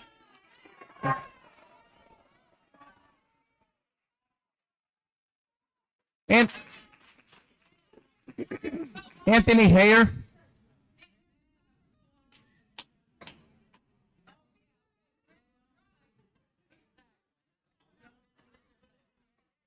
What is Anthony here?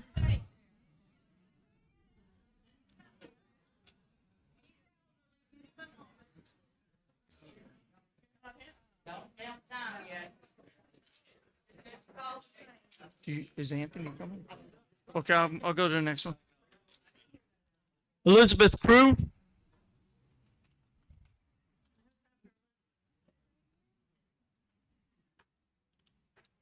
Elizabeth Crew.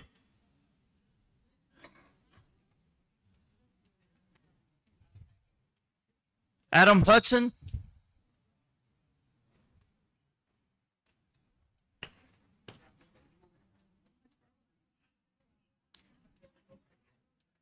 Adam Hudson.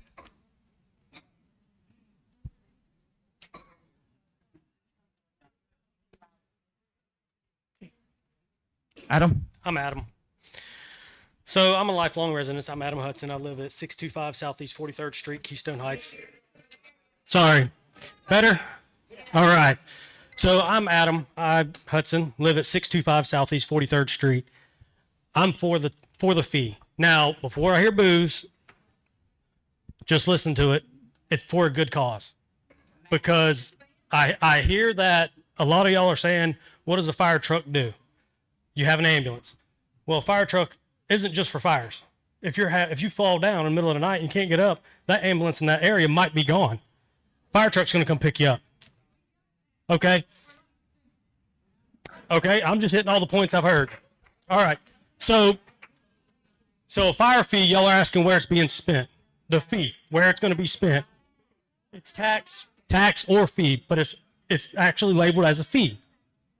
So I'm for the Let him finish. I'm for the fee.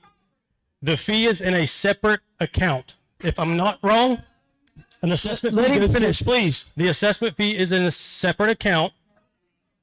So hold on. Ma'am, please, let him finish. No, everybody's quiet when everybody else speaks. Let him finish. So all I'm saying is, when I'm gone away, because I don't work in this county, my family lives in this county, a whole lot of us. I'm kin to a lot of people in Hampton, a lot of people all over this county, and I want somebody to show up if they need help.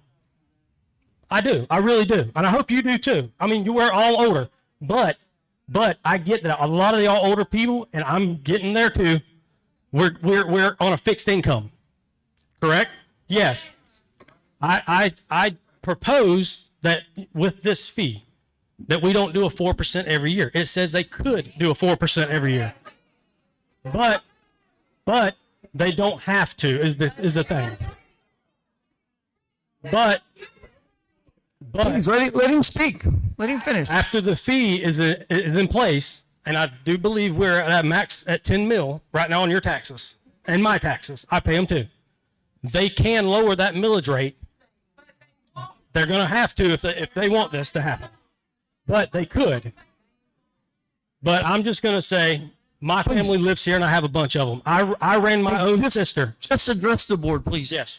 So all in all, I believe that y'all have a hard enough job. Somebody's going to have to jump on the grenade. And y'all's board is probably going to be it. And I hate to say it, but I agree with the 167. It's a lot less than the surrounding counties. I can tell you that. I've looked at all of them. So it's a hard job for y'all to do. I don't want to be in your shoes. So all I got to say is I agree with the fee. Okay. Thank you. Sharon Smith.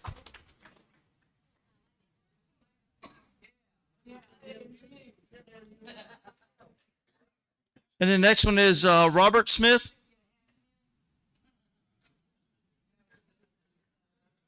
Do I have Sharon Smith? Robert Smith?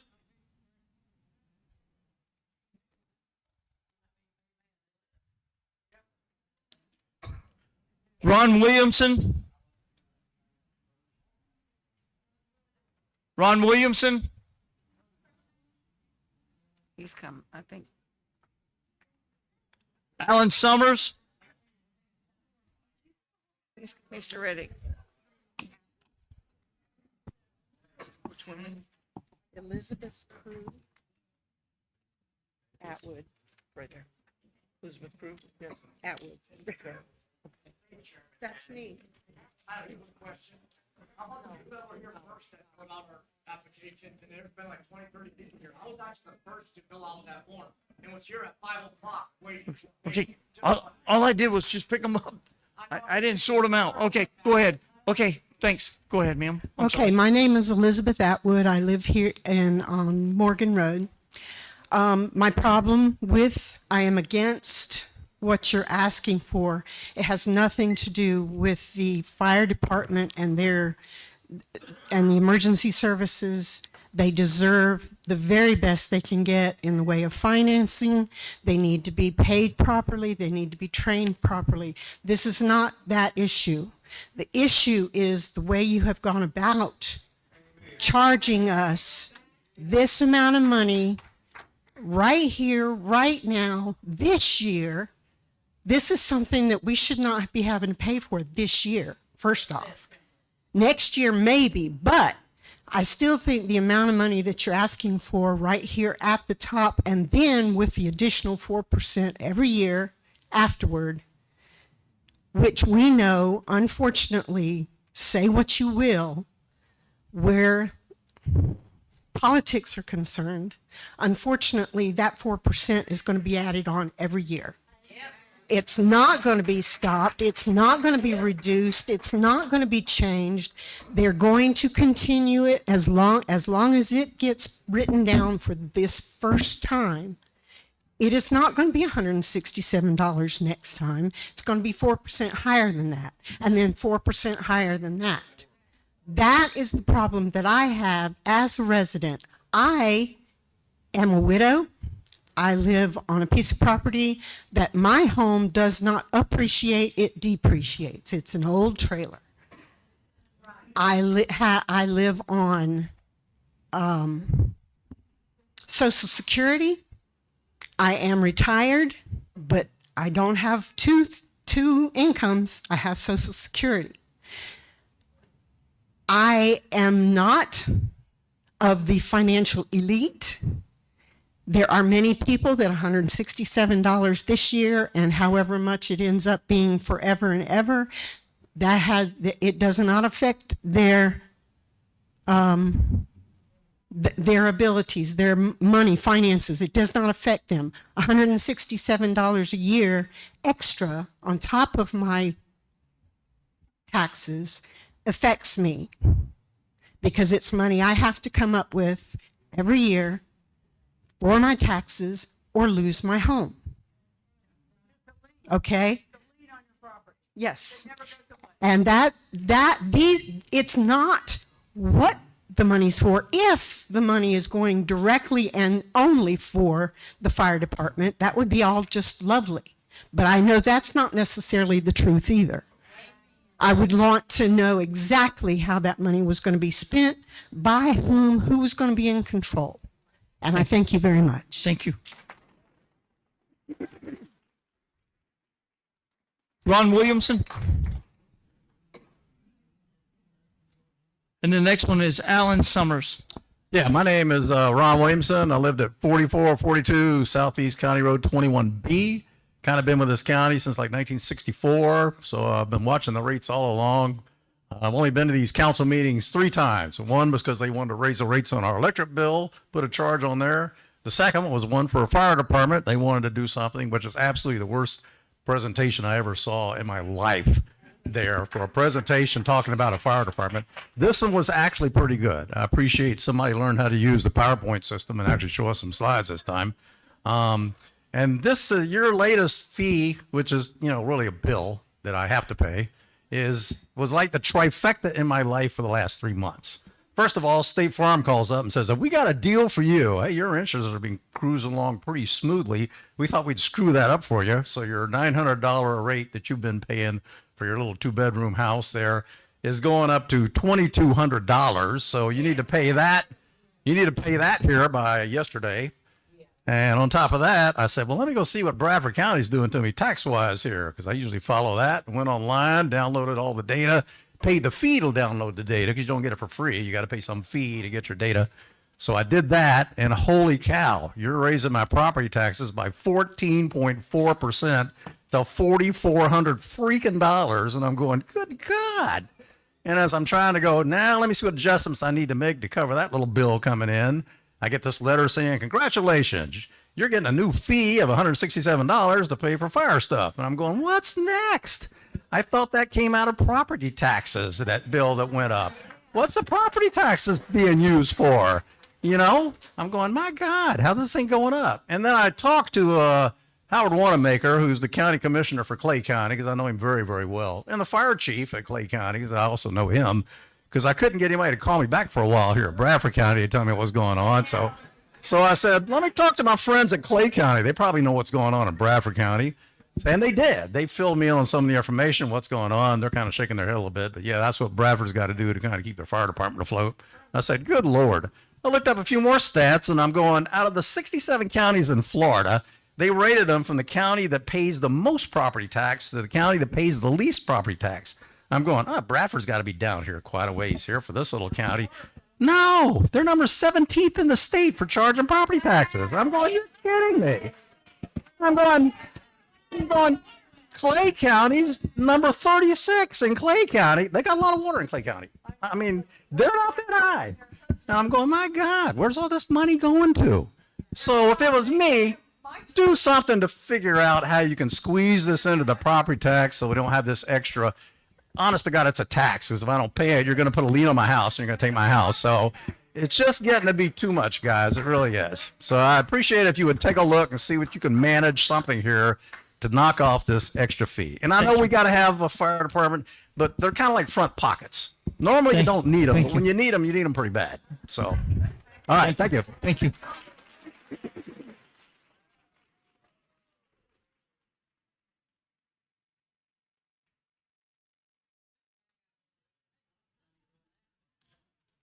My name's Alan Summers. I live at 4470 Southeast County Road, 21B, Keystone. Actually, that guy was my neighbor. I have to listen to that all the time. I'm against it also because it's not in its proper place, I don't think. I was trying to figure out mathematically how we come up with $167. That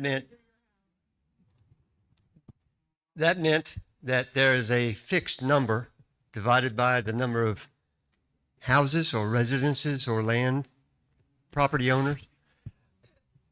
If the sawmill is burning every year, why don't they pay more than I'm paying? Because I've never had a fire at my house. I've got an 800 square foot little wooden house. It'll be gone. My beef with this fee is that I'm not sure it's equitable across the board.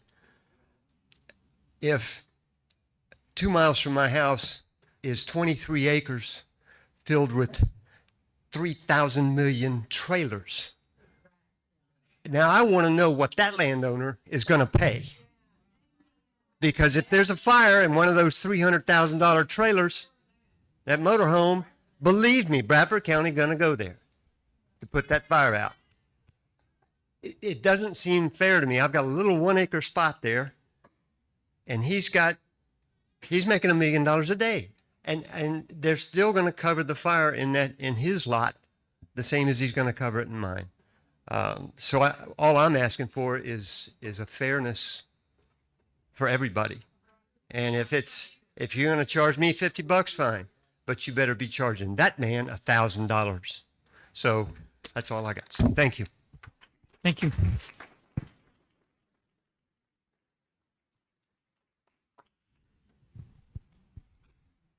Looks like Chris Amos.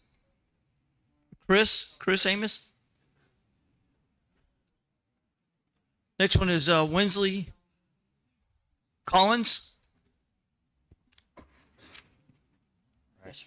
Okay.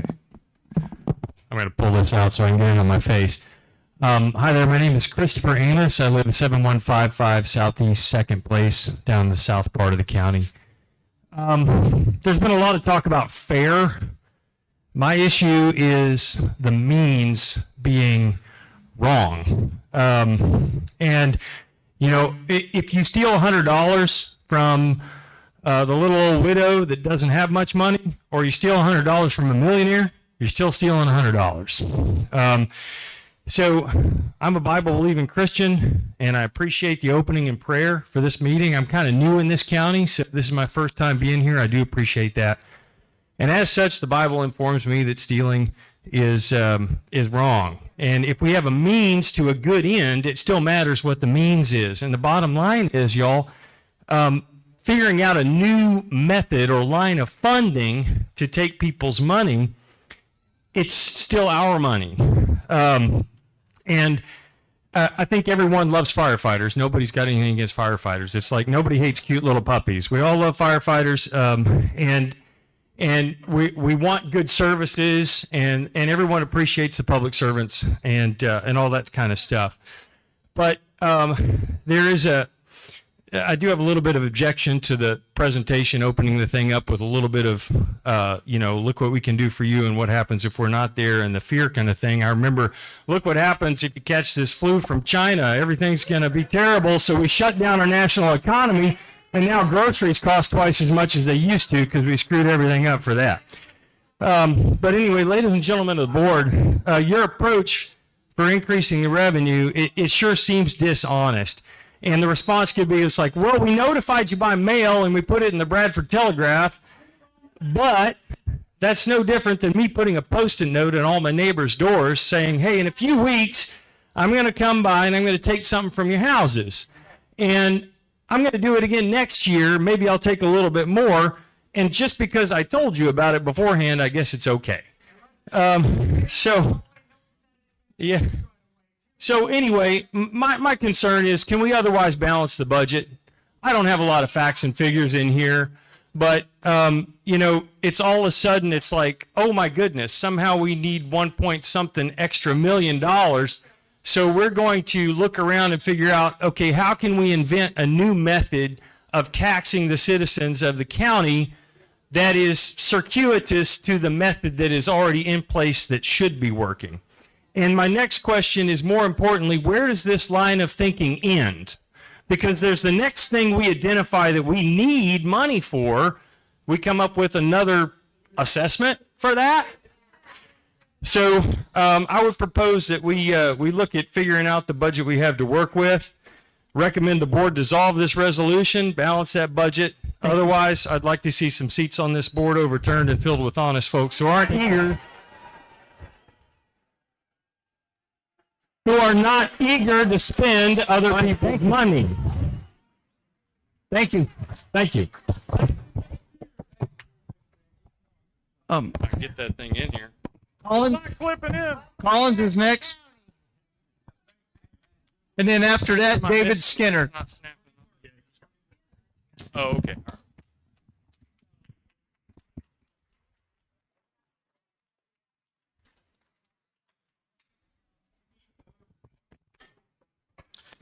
Hello, board. I'm speaking for my wife, Lindsay. I'm Clint Collins, 21924 Northwest 85th Avenue, Stark, Florida. I own 2 parcels. One is a dwelling, one's not. Just like dump fee. I'm all about it. Because with the dump fee, I'd have had to take my garbage to the Tri-County landfill and pay by the ton.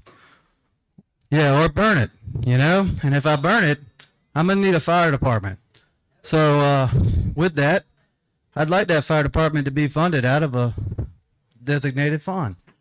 So, I respect everybody's opinion. This is a First Amendment right, and I fought and served for this country for that First Amendment right, so I respect everybody's view on this. So I'm for the fire assessment. I have always been for the fire assessment in the previous times. My only concern is the people that have voiced their opinion, social media,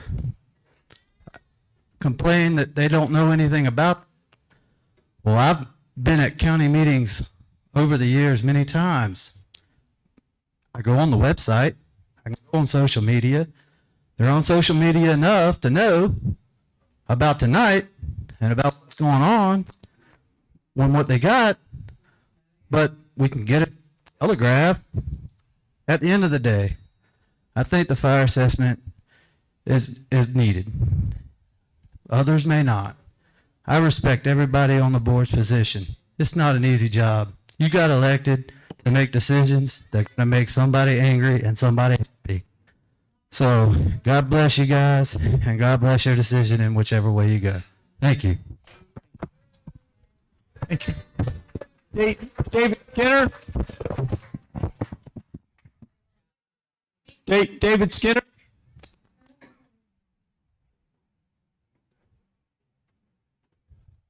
Stanley Wilkinson.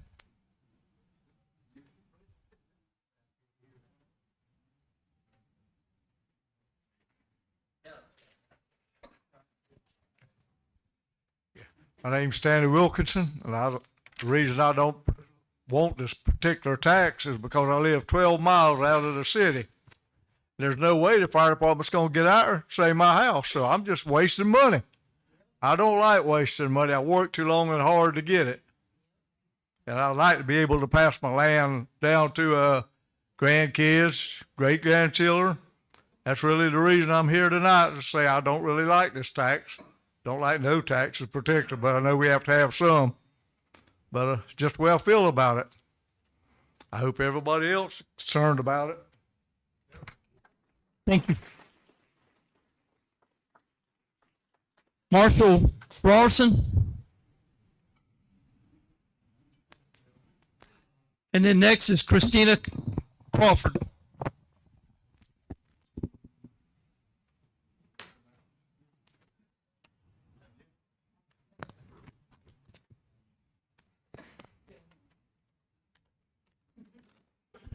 Howdy, I'm Marshall Rawson. It's probably no surprise that I'm here tonight, but I work in emergency management.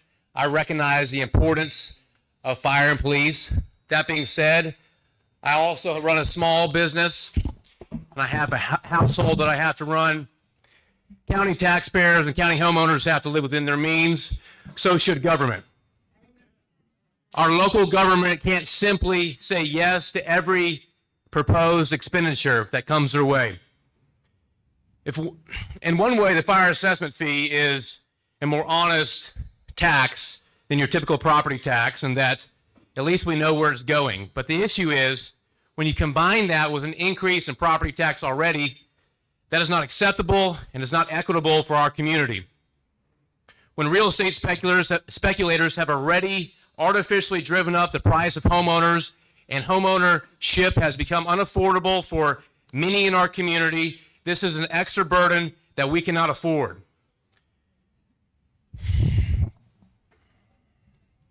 This tax will disproportionately affect those with small homes in that it's a flat tax, $167 for each individual home if it's a dwelling unit, right?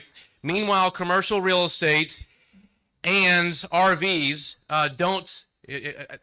don't have to have the same tax at $137.5 for the same. So you have a piece of property that's 1,250 square feet. That dwelling unit, you pay $167 flat tax. Meanwhile, that commercial real estate and that RV at 11 cents per square foot is paying $137.5. That is 30% less than a small residential home. You can't justify that at a 30% increase, and that's most of our homeowners that will be burdened with this.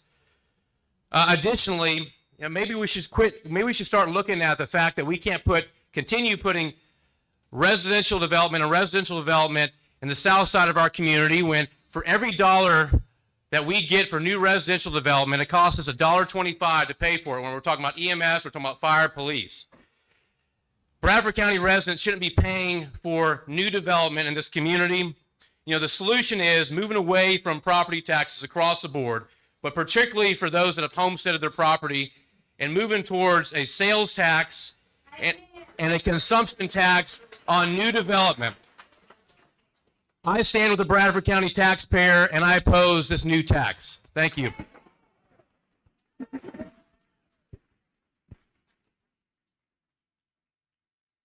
Christina Crawford.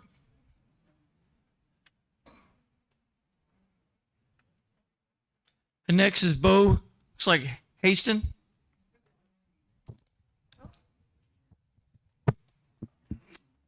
Good evening. My name is Christina Crawford. I live at 2070 Northeast 171st Street in Stark. There. Okay. Thank you. I'm also a small business owner, and I have a business in downtown Stark. And so I really appreciate going after that gentleman that pointed out the discrepancy. But I'm primarily here not because I necessarily completely oppose that something needs to be increased. And I don't necessarily say, I like to think of both. Maybe it's a small increase and maybe it has something to do with a small increase in sales tax and that we could come to some kind of agreement. But ultimately, the biggest thing I'm here to oppose is the 4% increase each year. And so I'm not necessarily here for the $167 today. I'm here for, in 20 years, the $365 that would be in addition to my property tax. And so That's what I don't think that we should leave that open-ended. I don't think that we should say, let's not look at that. And another thing I would like to propose is that with how half the town is here, I don't know that this is a vote that should be left up to commissioners. Maybe this should.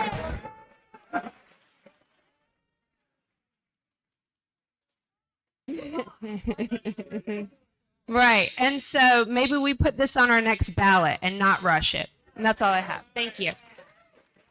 Thank you. Bo Hasten.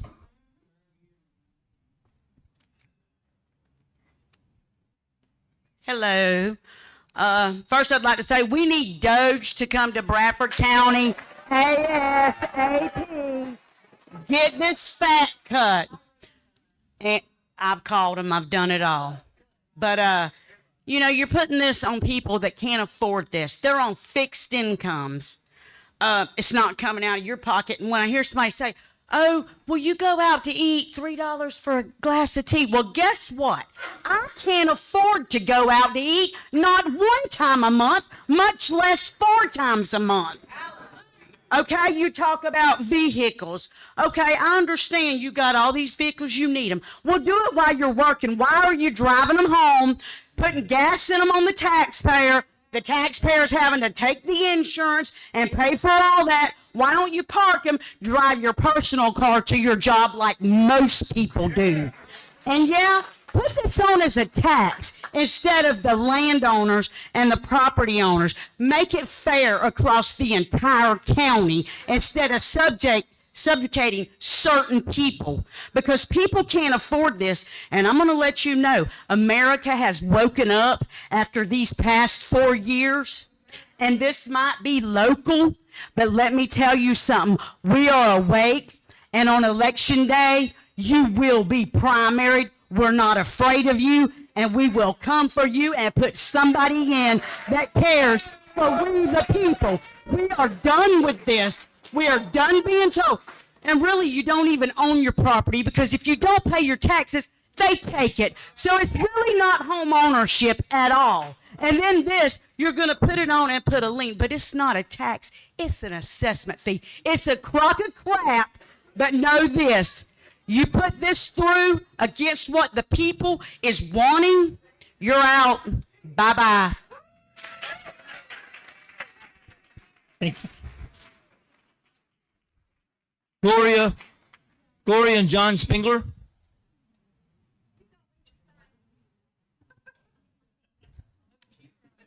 Gloria Spengler. She said she thought they were signing in. David Sullivan.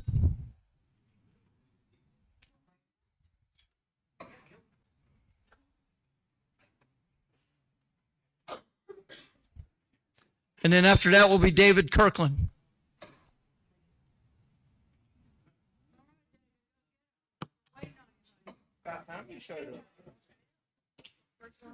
Yeah. My name's David Sullivan. Can you hear me? All right. Well, open your ears. My name's David Sullivan. I'm from 1433 Southeast Avenue, Melrose, Florida. And I oppose this because it's just another tax. I don't see where the taxes I'm paying now are doing me much good. Live on waterfront property. I can't even put my boat in, right? So, enough of that. I pay school taxes. I don't have children. I don't have children in school. You know, I take my responsibility as helping other people with their children. I've raised some, but I do not have child of my own. You know, so where's that tax money going? You know, this is for the people, by the people. You know, that's the government. You know, y'all want sit there, you're making big money because you're in a commission. People in the government ought to do it because they can make a difference, not for the money. So, and I just don't see the reason. I live within 5 miles of 4 different fire departments. Friend of mine called the ambulance the other day It come from Bradford County. It come from Stark. What happened to the locals? You know? So, I mean, that's all I got to say. I mean, it's a farce. It shouldn't happen. So, thank you. Thank you.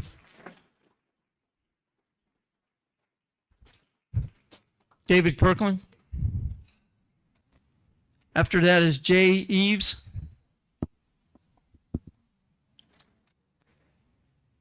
Good evening, Chairman Reddick, Commissioners, and fellow citizens.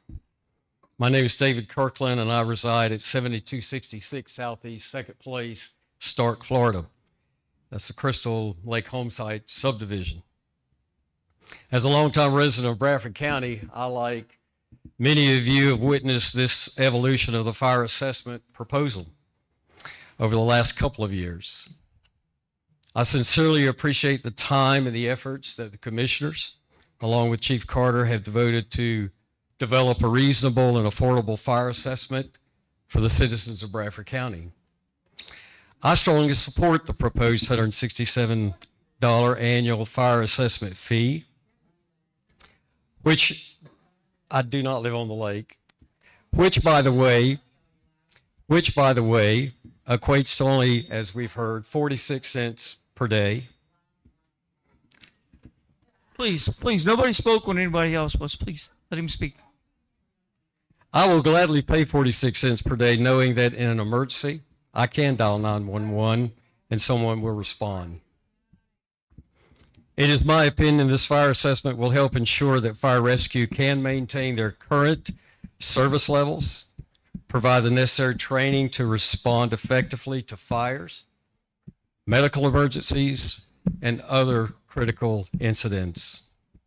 I believe this approach provides a more stable and equitable funding model than traditional ad valorem taxes, ensuring that all properties benefiting from the services contribute fairly. Thank you, Commissioners. I appreciate all that you're trying to do for the county. Thank you very much. Thank you. Jay Eves. Ralph McKenzie.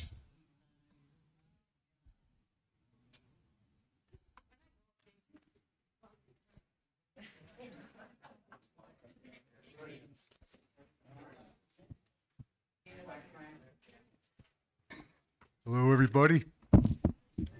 Ralph McKenzie, live on County Road 18 in Stark. And it was a nice presentation you gave. That's not why I came here. I came here, I didn't come to hear the presentation. I came to talk to the council people. And a lot of people have said it better than I can, you know. Well, I came to address them. It is what they've said. It's a fee, it's a tax, it's not run right, it's not structured right. I am overly concerned with the fact that my property taxes are going to be raised almost 80% by this. Other people, it's not that much of a difference, you know. I'm going to talk about my truck like you did in the presentation. I bought it in '94, paid 5 years on it. I wasn't funded. I had to work and pay it every month for 5 years, and I did. I still have the truck. You know, my house is running down. I need a roof on it, and I can do it myself, but I just don't get around to it. You know, I don't think there was enough transparency. I didn't know about this till I got that letter. You know, and then I went to my neighbors and asked them, did you get the letter? And they said, yeah, I just kind of put it aside. Some of my neighbors. And when I explained to them what it was, they were alarmed, you know, and they should be, and everybody should be. And the point is for the commissioners, and I voted for some of you, we will vote you out if you pass this tonight. We need more time to study this, to see what's going on. A lot of people did their homework. I've heard a lot of the homework that they've done. And we need more time to build up backing. We need to be more transparent with the funding that you're doing now. with the taxes that you do get. You need to tighten up. We don't need to loosen up. You know, we don't need to pay more. We're paying enough. And you have to manage that better, or we will find better managers. And that's all I have. Thank you. Linda Coward. And let me make one comment. As for Commissioner Thompson, I should have said something sooner. Commissioner Thompson has a broke back in 2 places and several busted ribs. That's why he's not here tonight. Otherwise, he would be here. So instead of mocking him, please pray for him. Thanks. Good evening, Linda Cowart. I'm on 100 Southwest 68th Place in Hampton. I am opposed to the assessment, as our taxes are supposed to be funding our fire and rescue services. I was a volunteer for many years in Alachua County and a short time in Bradford County. I understand the expenses.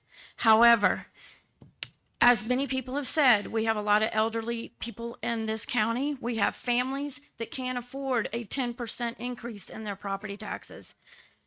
They don't go out to eat and spend $3 on a glass of tea. I don't. I drink water already. Thank you.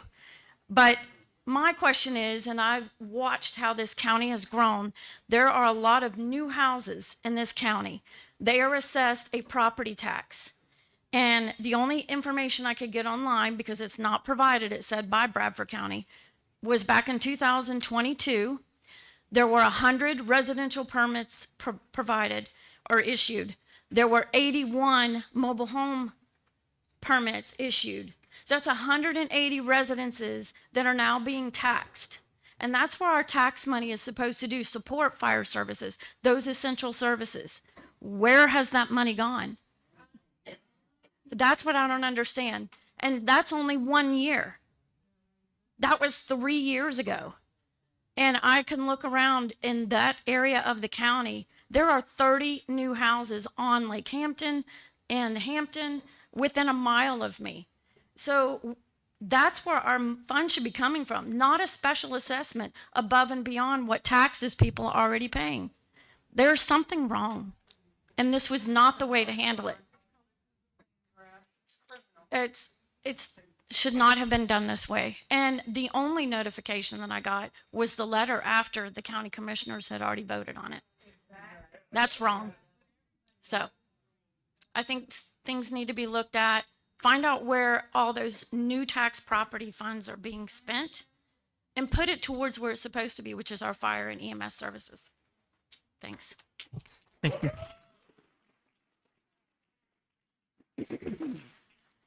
I have Everett Glisson Jr. and the other one looks like Everett Glisson Sr., I believe it is. Are they here? Everett. Okay.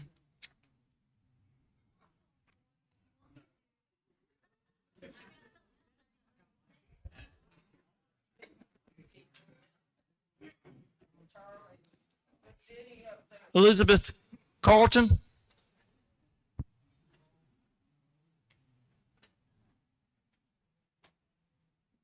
Jacqueline Cruz.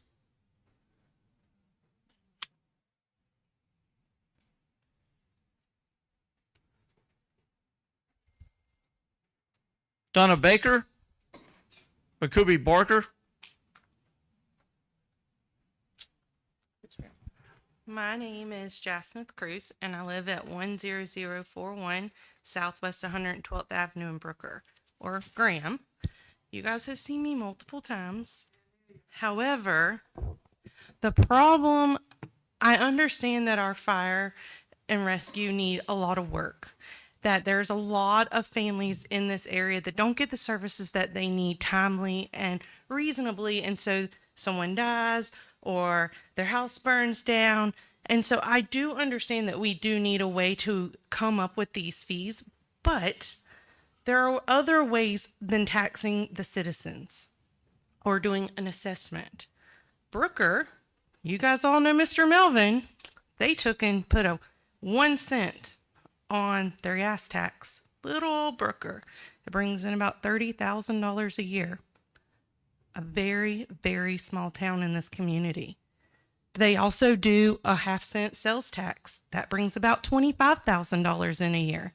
If you add that gas tax and that sales tax with the amount of traffic that we have on 301 up there towards Lottie, Hampton, new racetrack. I mean, they're always busy. I come out that road multiple times a day. You're going to hit that $1.7 million you're looking for plus. And it's going to minimize the tax on the citizens here. There are a couple things, though, that I want the citizens of this community to know. I have brought to your attention many, many times that you do not get these meetings out publicly enough for everyone in this county to know what's happening. I've told you repeatedly and repeatedly, it's not happening. And this is what you get. You get people that are really upset and that want to take your positions away. When someone like Mr. Riddick, you just asked at the last one to reduce it by 50% or even take it down to 25% to help these citizens. None of them know that. Miss Andrews, you've helped me time and time again. But they don't know it. And Miss Spooner, I cannot forget you either. But they do not know it because it is not advertised enough. They don't understand that this has been ongoing on your agenda multiple times. Every month there's almost a fire assessment meeting. They just didn't know. You guys have to bring it to their attention. You, as our commissioners, need to do better. You need to take the time and get out into your community and let them know. I mean, I know me and Miss Andrews have talked several times. So why don't we have a meeting in Brooker, get all of our constituents there so that she can get to them and let them know what's happening. But you guys need to do it too. It is not just our responsibility. It is your responsibility. We elected you here to do that for us. Thank you.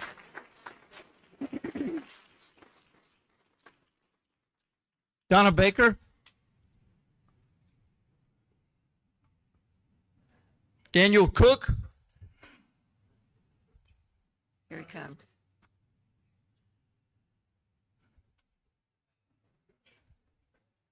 Next one is Ben. I can't read your last name. Starts with a H. Looks like. Okay. Ben Hiley.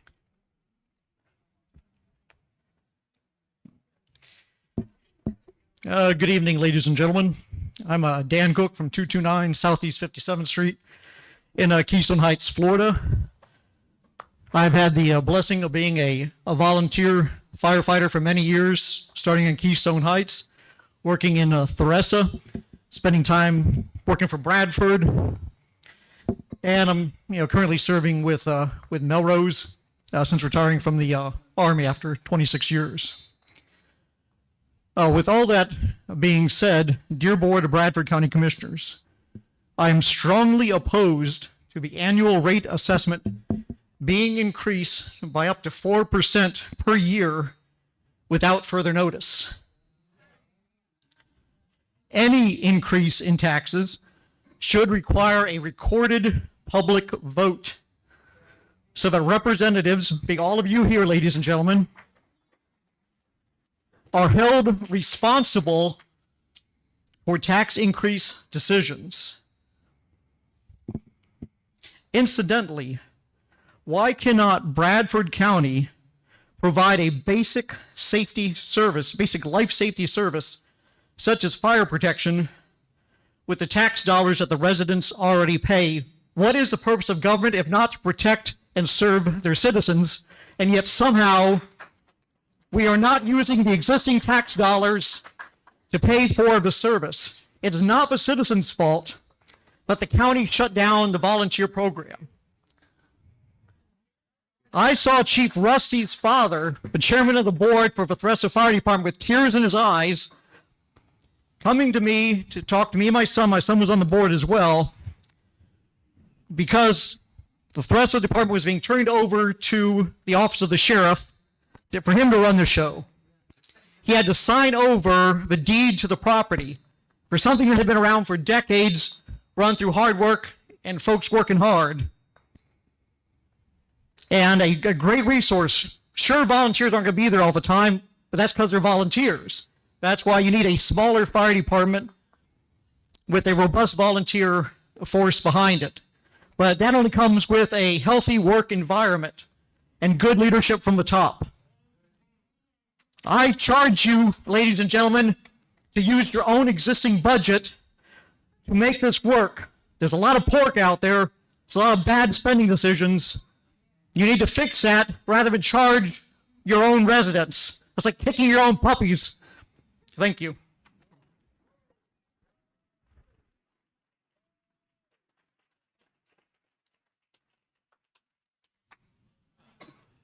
Then the next one's Kevin Williamson. Good evening. Ben Hiley from Melrose. I've got a lot to say, except I really strongly oppose this. Every year it's a taxation problem. We got another problem here and there, more taxes. The board should have solved this problem. We got plenty of pork. We got plenty of ways to get around it. There is, I mean, come on, guys. A lot to say, except this is just out of control. Very poor use of our money. Thank you. Kevin Williamson.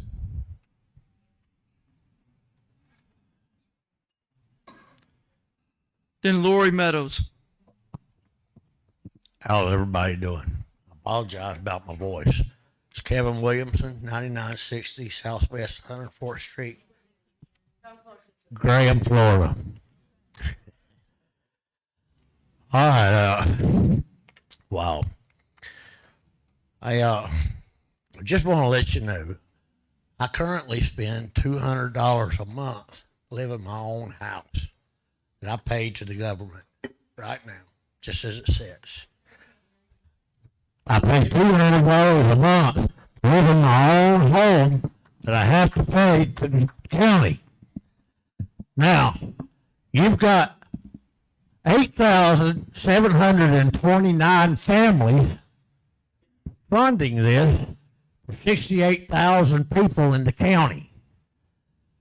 If you were to put a 0.5% sales tax, you could raise $3 million because there was $586 million transacted in Bradford County last year, according to the Department of Revenue from Florida. So nobody has a problem with the fire department. I think it would be a wonderful idea. I just think everybody ought to have to pay, and not just 8,000. Less than 10,000 people are paying for everybody.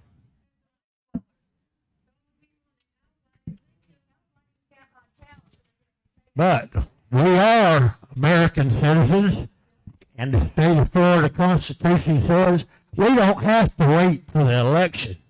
We can sign a petition and have them removed tonight.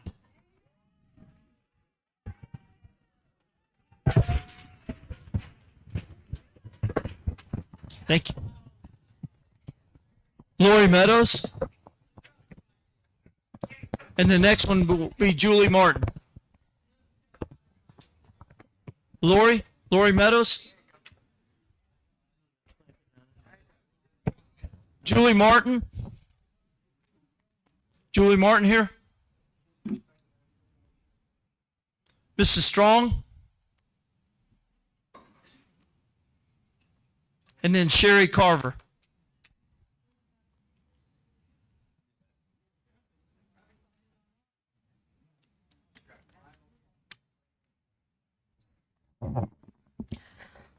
I'm Vyonda Strong, Post Office Box 530, Lottie. I come to the meetings all the time.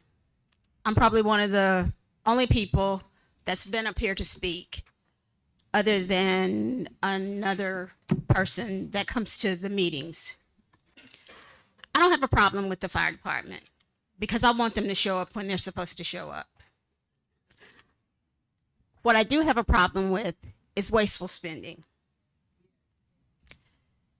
I see where the waste is. I've said it many times. You guys don't listen to where the waste is. I've said it, I showed it, and it continues. When you stop the waste is when you're going to make a difference. But you don't want to stop the waste. You want to continue for the waste to continue. We don't have to have an assessment. There are other areas that you could have made cuts. There are other areas, there are other things that you could have done. I spoke about the Greater Jacksonville plan where they did bonds. You said no. You didn't want that. You said, this isn't Jacksonville. But you didn't even try. There were many, many ideas.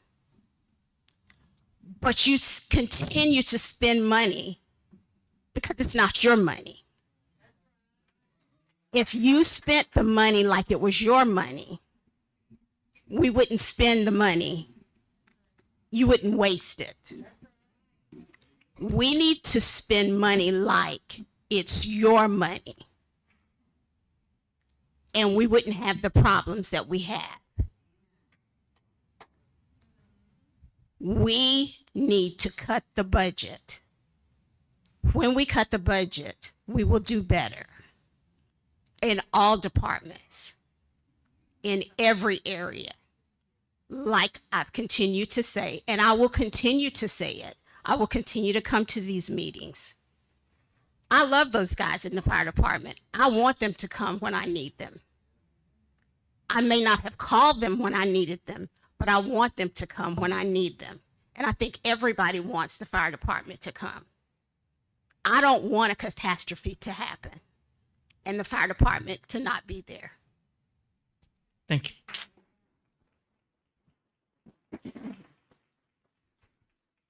Sherry Carver.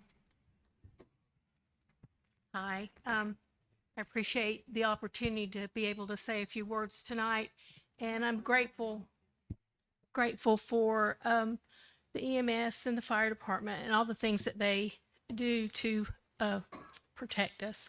I hope that we might be able to find a way to continue to support our fire department and one another.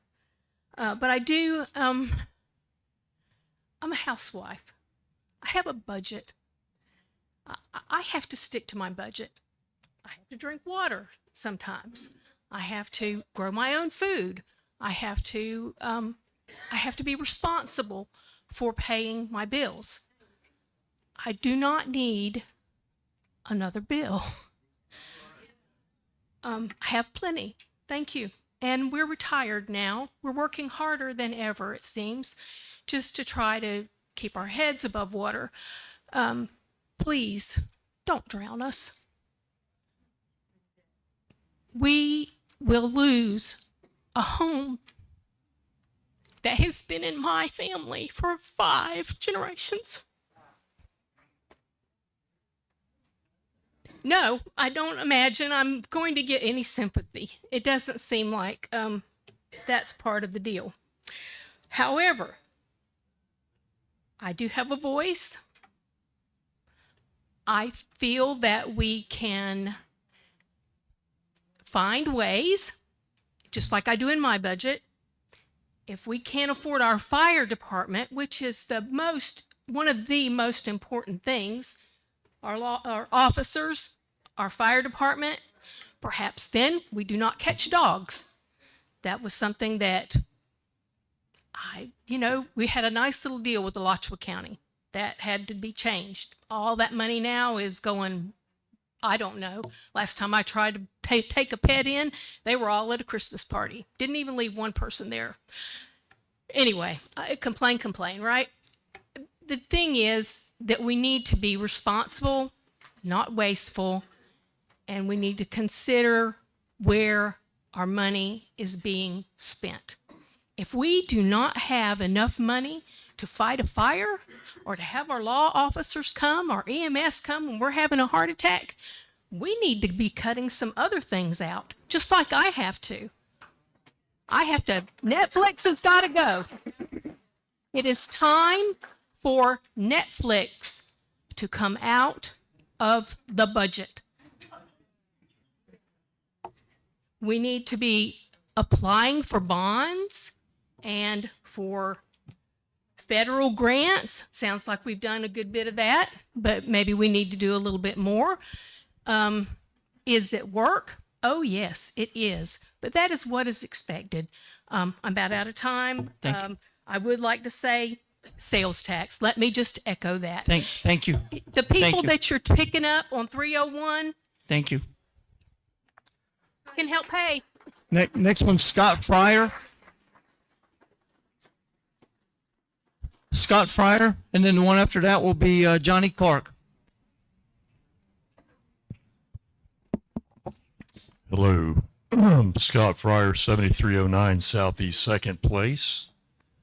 Now, what I know what it's like for the Christians to be led into the Colosseum, because I am for your assessment. However, I've listened to these people and they're very passionate here tonight, and I understand their pain.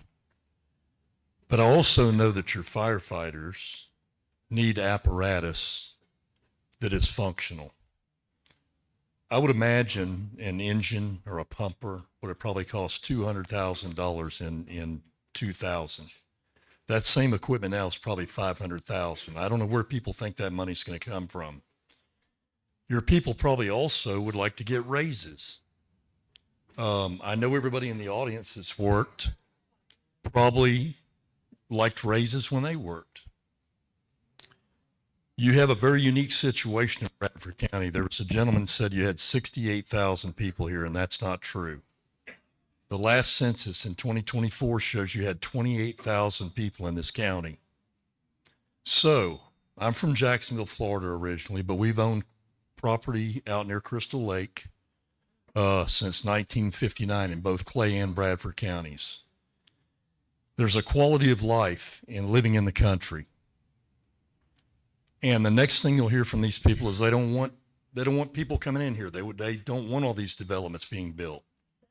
But there is economy in numbers. Orange Park, Florida is a city in Clay County, just a small city. And they have 250,000 residents. That's right.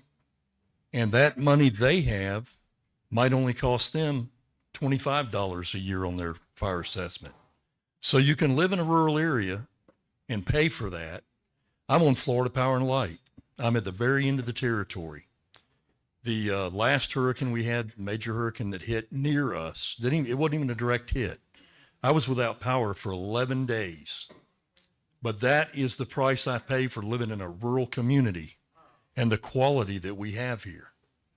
I do feel for these people. And the talk about it, being one meal a month, yeah, maybe that's a little tacky to you, but it's a fact. Skip McDonald's one time and you can pay this every month. Well, listen, everybody was respectful Please, when hold we were on. talking about the other side. This is a practice in democracy. And I understand the passion. Please let him speak. So, let's be respectful of one another. But I do feel the pain of these people. You've got a difficult situation. And if you do get voted out, I wonder how many people in this room are going to run for your office. And they're going to be the ones stuck making this decision.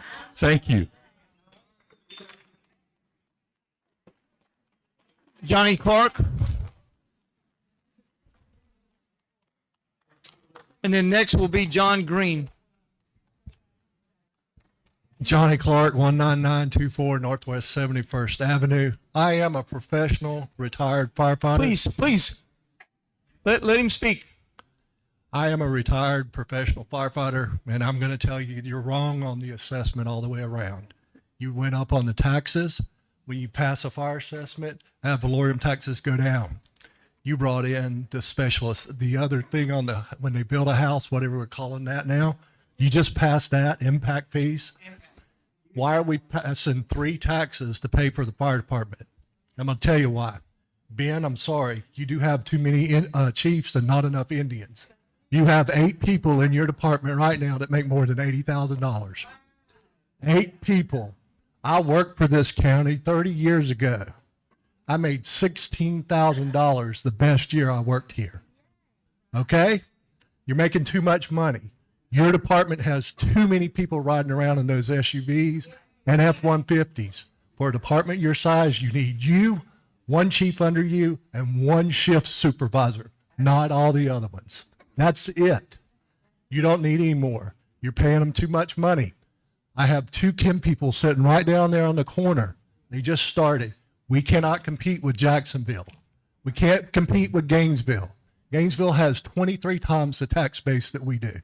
Jacksonville is about 36 times. You're paying them $50,000 to start with. When you add their benefit package, that $50,000 goes up to about $68,000 a year. They should top out at $50,000, Ben. Sorry, I'm a professional firefighter. I don't want to pay it.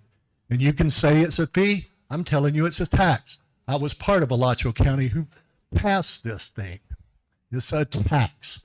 And by the way, they will go up 4% every year. Alachua County did. Alachua County did. They asked for half of it. When they finally got it to pass, it was half. 2 years later, they were at 75%. 2 years after that, they were at 100%. The budget in 7 years from when I left went from 21 million to 119 million. That's what you guys will do with this assessment, and you'll keep adding and adding and adding to it. I'm sorry, it's not any good.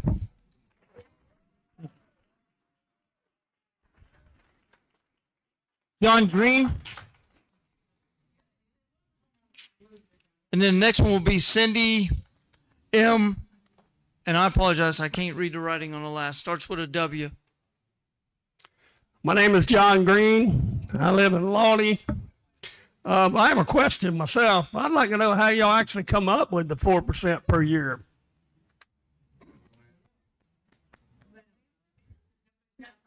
Okay, we can't answer that question. I know personally, I don't get an increase of 4% every year.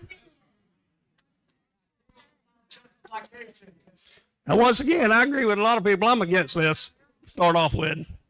This needs to be put on a ballot, not by 1, 2, 3, 4, 5 people to make this decision. I mean, I love the fire department just as much as everybody else does, but, you know, y'all need to start pinching some pennies. Thank you. Thank you. Cindy M. And again, I can't read your last name. It starts with a W.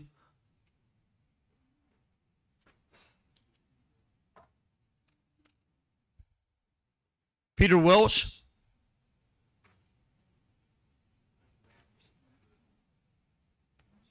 Roger Galtrey.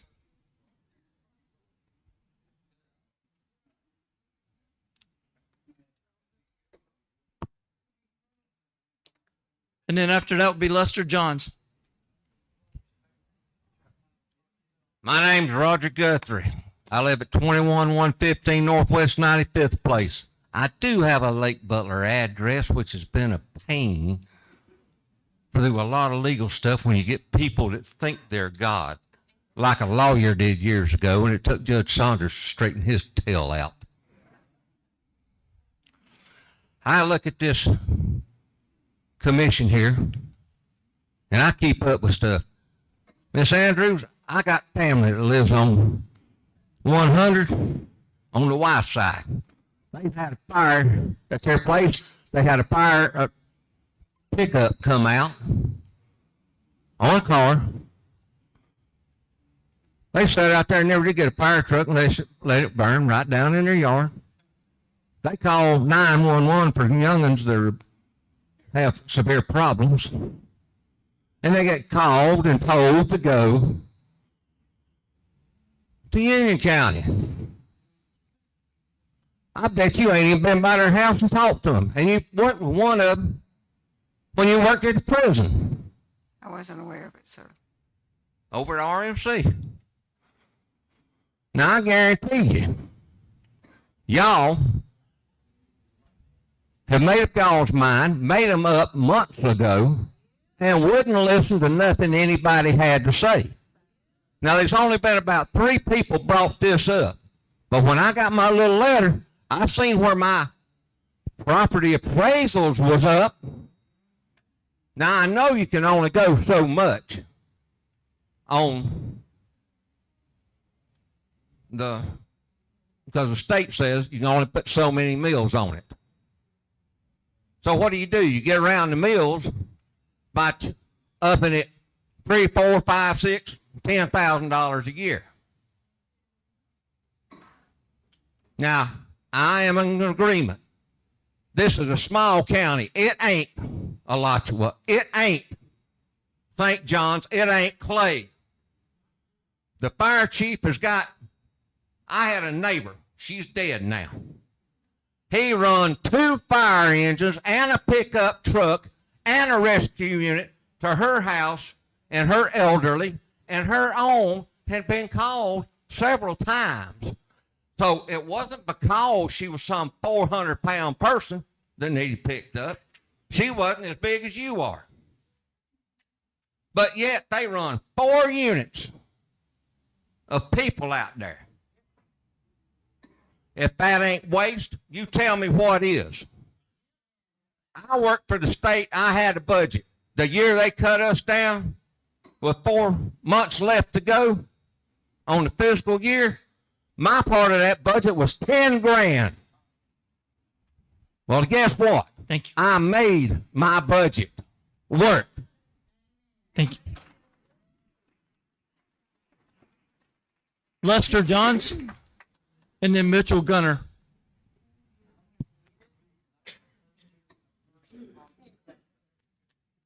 I'm Lester Johns. I live in Sampson City.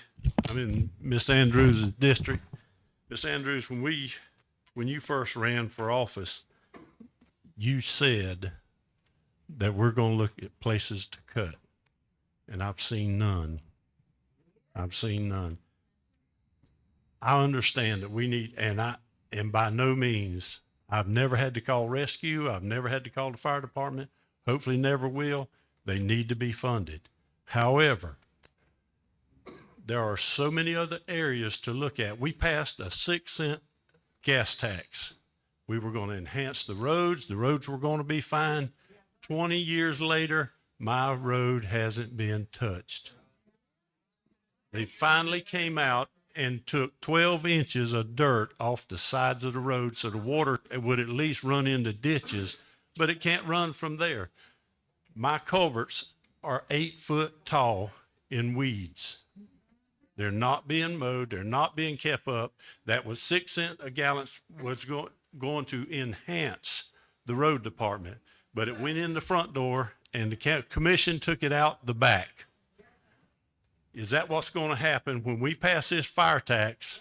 Is it goes in the front and y'all going to take it out the back? Are you telling me that if you're going to if they wind up having to cut this fire department budget by 10%, are you going to cut my assessment by 10% also? Because you're saying that we're going to do 50%. This is supposedly going to do 50%. And Ben, by the way, you can make a lot more money selling cars. That was a good presentation. But if they got to have this money, then why are we talking about cutting their budget? Or was it just something that you looked at? But if you're going to cut their budget the way you did the road department, I rode Mr. Dodd pretty hard until I found out he has nobody to take care of the ditches. Because if he puts and they do take care of the ditch from Station 9, 500 foot, they take good care of the ditches and they paint the lines and then they pack up and they drive off. The rest of 225 does not matter. Does not matter. And I see this tax doing exactly the same thing. And that's why I'm opposed to it. I'm not opposed to the fire department. I'm not opposed to the rescue department. I'm opposed to the way that y'all are handling the money. In this county, how many vehicles, and I'm not picking on the fire department, how many vehicles countywide are being driven home by people. And why do they need those vehicles? Because some of them are driven out of the county. They don't even live in this county. For 35 years, I worked, and they told me I was on 24-hour call and no vehicle. I know my time's up. Thank you. Mitchell Gunner. And then next will be Paul McKinley. First of all, I want to thank everybody coming out here because y'all the people, y'all are the real government. These people are supposed to represent you. And that's the way it's supposed to go. But one thing I want to say, Brad, you do a great job with your fire department. You really do. Y'all been to my house several times, and y'all have always done an excellent job, and I appreciate what you do for our community. But I think the reason why we are here today is because our county commissioners in the past quit doing impact feeds back in 2008. And now that we have impact feeds back, and that's what impact feeds are supposed to do, is support our fire department. And when houses are built in certain districts, that money is supposed to be held in those certain districts and not go elsewhere. So now I feel like y'all do have the impact feeds back. I think it's like $10,000 for building property. That's what someone told me. What is it, Danny, if you don't mind? It's $1,060. Okay, it's $1,060. To me, that's a little low. If you look at your other counties like St. John's and Clay, they charge anywhere from $10,000 to $19,000 for impact feeds. But we don't have to go that high here in Bradford County. If just take for an example, I'm not saying we can use this, but just take an example. If the impact fees were $5,000 for someone to build a house or for a business to bring in a gas station like the racetrack, because it's also for business as well as just residential. If we had this back in 2008, which there's probably pretty close to 4,000 homes built, we would have $20 million in the bank for our fire department. We don't have nothing now. And now that we have the impact feeds, I don't think that you ought to charge people an assessment because that's what the impact feeds are for. So you're kind of double dipping and double taxing the people. That's not right. And another thing I want to say, I heard a lot of people say that they're not getting notifications of certain meetings happening and they're coming up at last minute. People, if y'all see that happening, you call the state and you tell them that there are sunshine laws being broken in Bradford County and they need to be investigated. You have to do that because that's the way it's supposed to go. I think our Fairgrounds Association is under investigation for sunshine laws being broken. Well, every bit of government should be treated the same way. If things are not being done correctly, it should be like that. And someone said Doge should happen in Bradford County. Well, I'll tell you what, it started happening in Alachua County, and heads have already started rolling. And I think just last minute, I think we ought to have the state to come in and do a complete audit of our county and city. Thank you. Paul McKinney.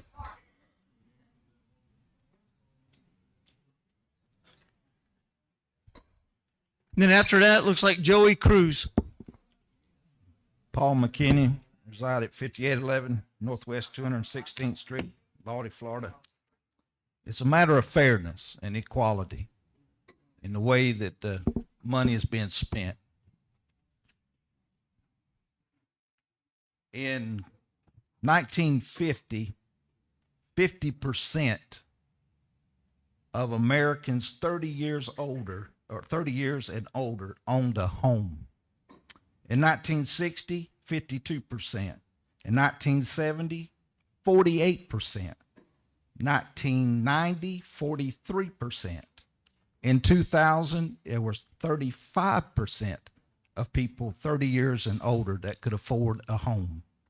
In 2025, 12% of people are affordable. That's ridiculous. In or 1775, Americans started a revolution because of high taxes. I'm against this because the taxes are beginning to be too high and unaffordable.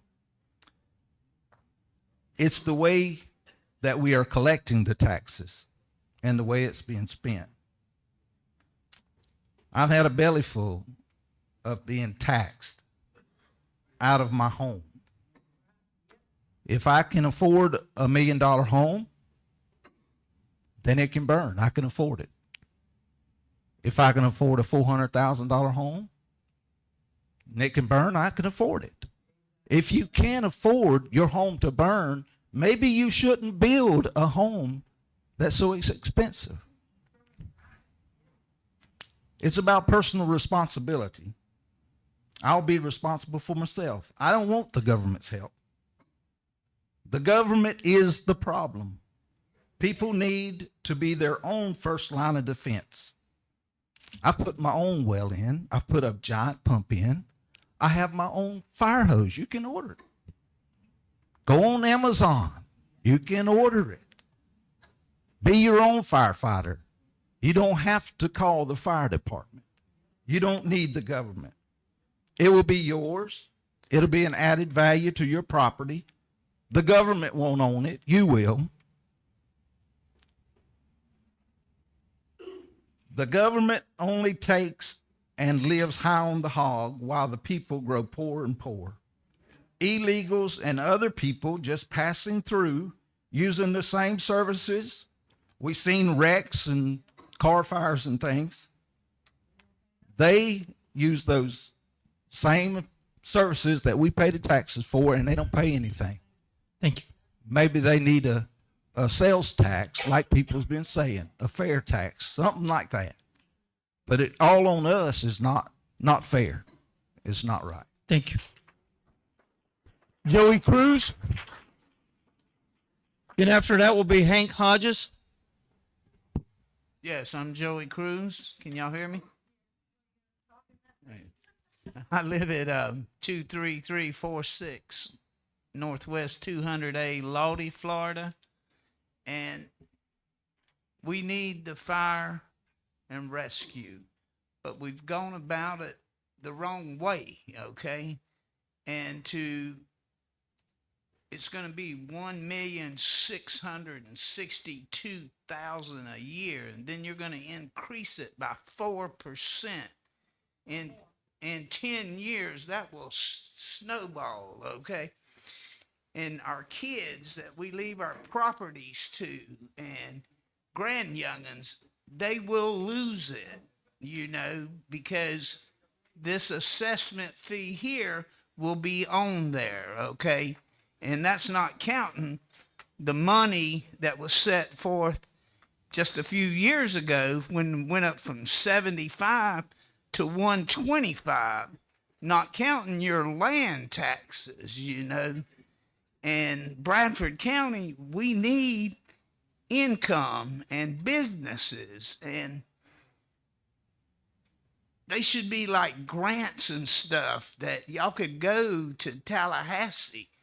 If this bill passes, you're going to need this money, not for 5 years or 10 years. You're going to need it forever, Hey, I hope everything works, I don't know what else to say, Y'all have a good night. Thank you. Hank Hodges.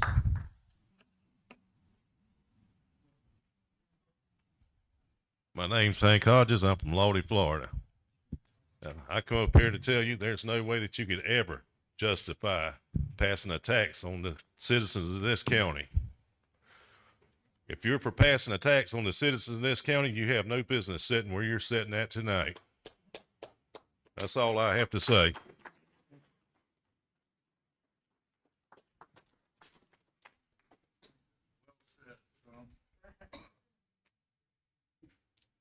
Looks like Joe Lukes. I'm sorry, apologize, can't read the writing. Joe L. Starts with an L. Troy Trift.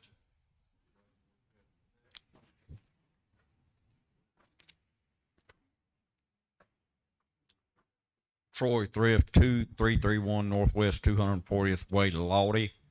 My problem is the 4% unending. There's no cap on that.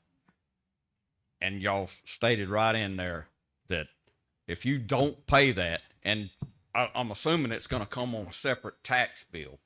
I don't know. But if, let's say I lay it down, misplace it, y'all are coming after title to my property? I mean, that's exactly what it said. So y'all are telling us if we don't pay this, we're losing our property. You'll never own it.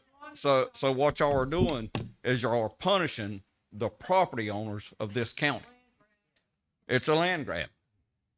People will lose their property. It won't be in the next 5 years, but that property will be lost. Y'all got a snowball going here. And nothing against the fire department. I'm a retired fire department myself. But fact is, I live less than 2 miles from the fire department. There's been 3 fires down my road, less than 2 miles from the fire department. And nothing against the guys, but they didn't even save a doorstep. I mean, come on.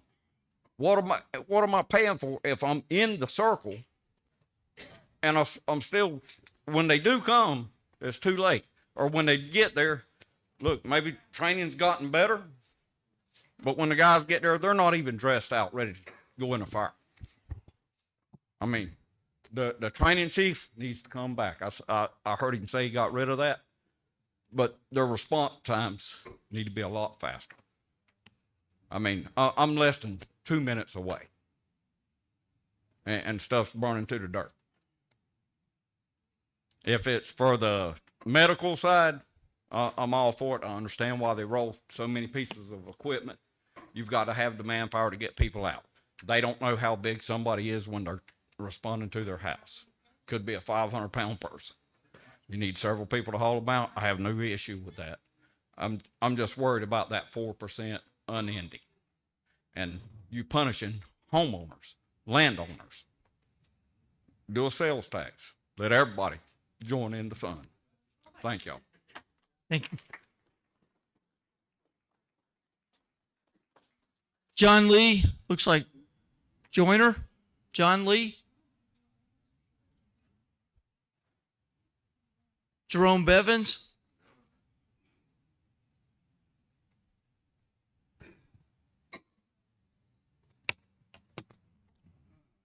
I almost forgot what I was going to say. My name is Jerome Bevins, 16057 Southwest County Road 18, Brooker, Florida. I can't afford this tax. Hell, I ain't even been able to afford to take my wife out to dinner. Every day I got the shop down here at Audi and buy their cheap food. I ain't been able to buy me a pair of socks to keep my feet warm. And now y'all gonna hit us with this tax, and the tax money I've been paying for my roads coming out of 18 out of Brooker is so crappy. You cut your sidewalls on the edge of the road. There's potholes. You can't see the lines. My family drives it every day. And God bless you men back there, y'all. You saved my life a couple of times. But what I want to say is, you heard the people. And if you vote for this, then you need to be tarred, feathered, and rode out of town on a rail. You're the one that's raising our land tax every year. Every year you raise our land tax. Man, we can't afford it. Y'all picked the wrong time to hit us with this. Look at these people suffering. We can't buy food. We can't pay our lights. My light bill's higher, and y'all get taxes off of my light bill. You get my land tax. When I buy gas, you get gas tax off of that. Maybe y'all should get rid of some of the people at the courthouse taking money from them line of people paying their taxes. Because every time I go in there, I got to stand in a line and wait 15 minutes because everybody in front of me paying money. I pay money on my boat. Go down the New River between Lake Butler and Brooker. There's not a boat ramp down there. We're tearing up our trucks and our cars just to get down to the river. But I pay taxes on my boat. And if you can live with yourself and you vote for this after you heard what of these people, your constituents, if you vote for it after you heard what your constituents had to say, then you're on the wrong business. God bless each one of you, because I wouldn't want to be in your shoes. Thank you. James King.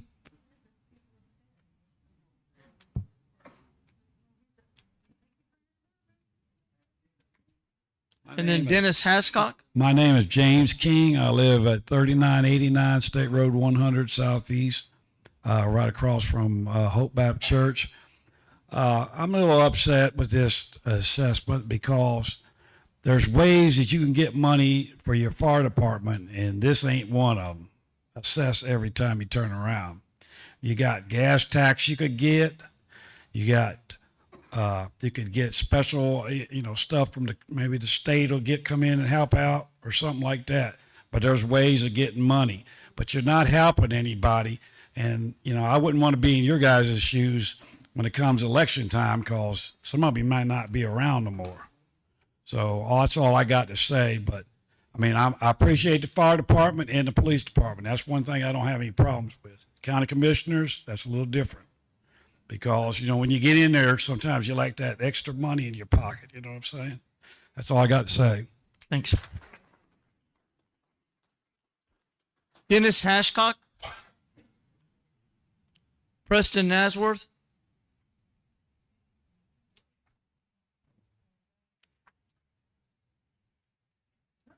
Then Ginger Hiley.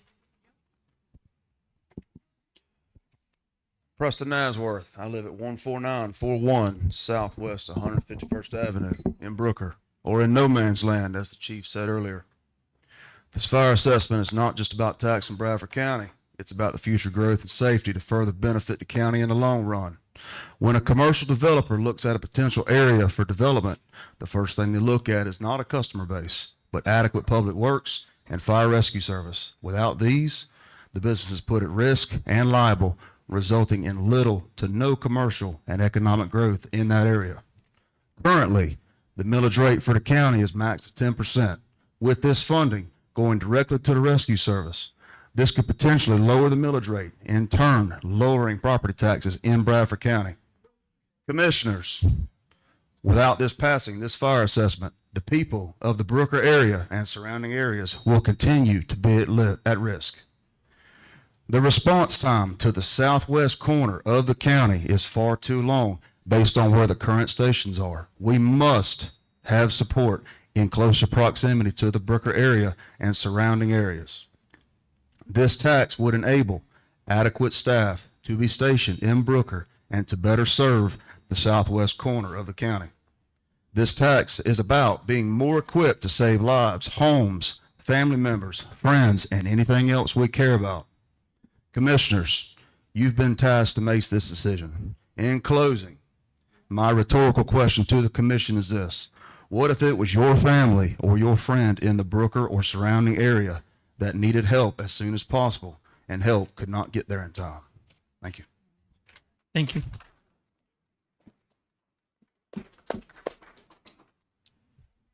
Well, I've waited a long time and I'm glad it's my turn. I live in Melrose, Florida. My name's Ginger Hiley, and I'm opposed to this tax for many reasons.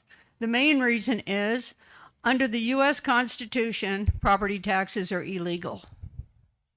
The only tax that is allowed under the U.S. Constitution is income tax.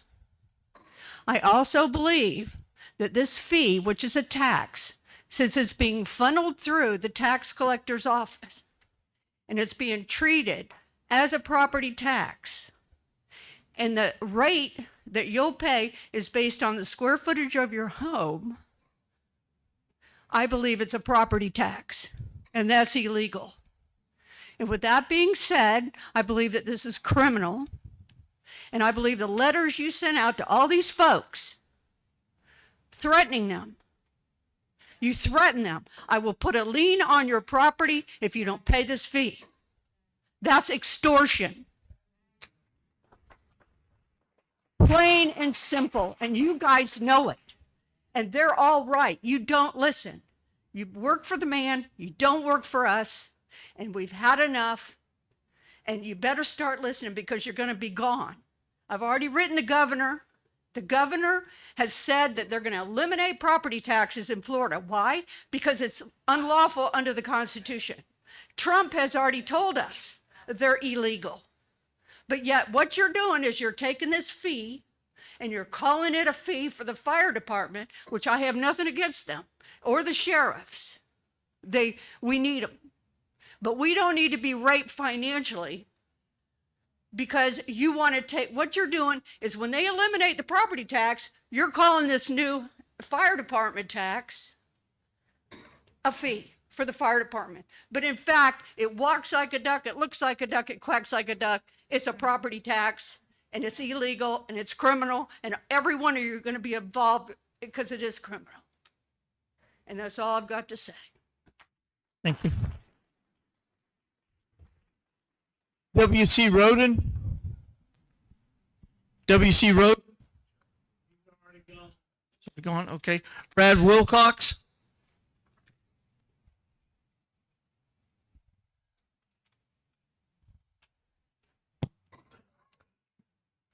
Good evening. My name is Brad Wilcox, and I've been a resident of Bradford County for the past 16 years. I'm curious how many residents watched Chief Carter's presentation at the fire assessment workshop, either in person, online, or watched it on YouTube. I'll be honest, I watched Chief Carter's presentation last night for the first time, and I was shocked. I had no idea Bradford County Fire Rescue has been doing so much with so little staff and equipment and without a secure funding source for the past 5 years. My question for the commission, why isn't there a state law requiring designated funding for emergency services with minimum amounts based on population, county size, or performance against the NFPA 1710 fire standards? And why, after 5 years, does our fire department still not have a secure funding source? Emergency services should be the first thing funded in our county, not the last. Thank you, commissioners, Chief Carter, and the Bradford County Fire Rescue Department for what you do with the limited resources you have. Thank you.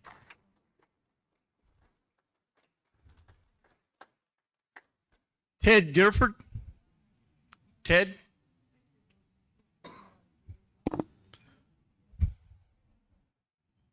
Philip Harrell.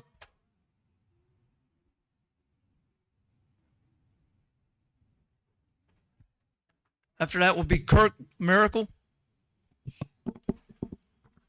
Good evening. Excuse me. Good evening. Phil Harrell from Lodi, Florida.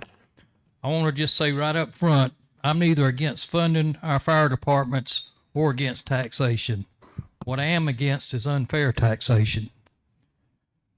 Let's just set aside for a moment all the people in this county who are exempt from this tax. So I have a question for every person in this room. Is it fair to tax Granny that lives on a corner lot in a shack the same as you tax someone that owns hundreds or even thousands of acres with a house and buildings worth millions? That's the scenario that's going to play out all over this county. Winners and losers. I think we can do better than that.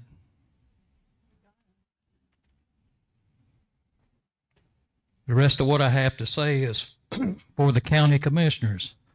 I don't think you have the support of the voters for this tax.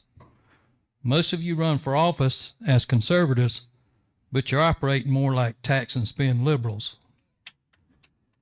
My understanding is at least one of you isn't running for office again. It would be a shame if one of your final acts was to go against the will of the voters. The rest of you are going to face the voters if you pass this thing, as it is now. And all we can do is make sure everyone remembers what you did and how you did it. Y'all can, at the very least, postpone your vote to get a better read on support. Take some polls, or better yet, put this thing forward on a voter referendum. I hope at least some of you have that much courage. Thank you. Kirk Miracle.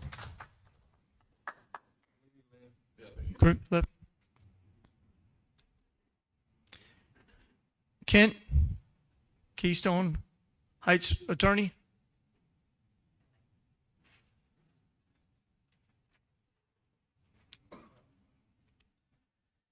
Good afternoon, Commission. Thank you for the opportunity to be here. Again, Kent Safrit, attorney on behalf of Keystone Heights RV Park, parcel number 05662-0-00100.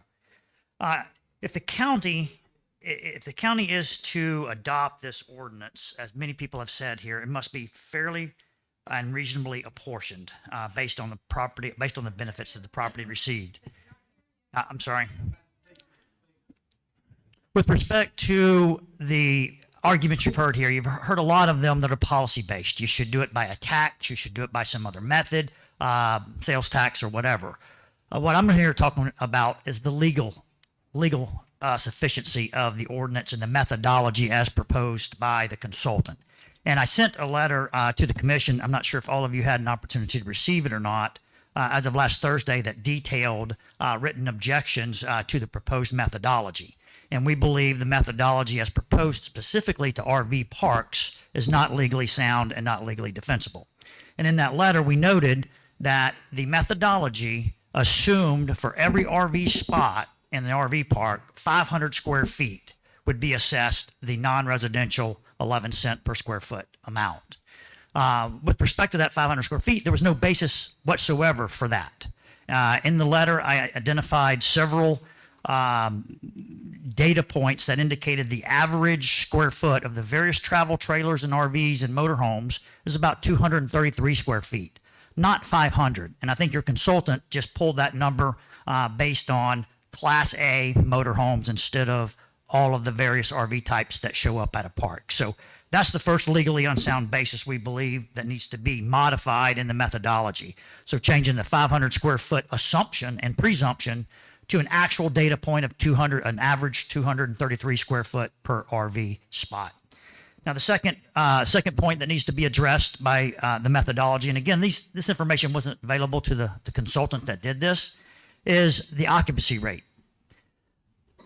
The property only gets a benefit if an RV is in the spot 100% of the time, like a house, an apartment, or hotel. Even if it's vacant, it's going to receive benefit from the fire. If the RV spots are vacant, they're not getting any benefit in a reasonable proportion to the fire assessment. So the fire assessment needs to be proportionate to the occupancy over the yearly term of the RV park. And in my letter, again, to you guys, I put in there the data points that 67%, it was a 67% occupancy rate for the 654 lots that are occupied daily by a RV or travel trailer. So you got to take that number into consideration as well. So again, if you're to adopt this tonight, we would respectfully ask an amendment be made to the methodology to incorporate these two data points that were not available to the county. Thank you. Thanks.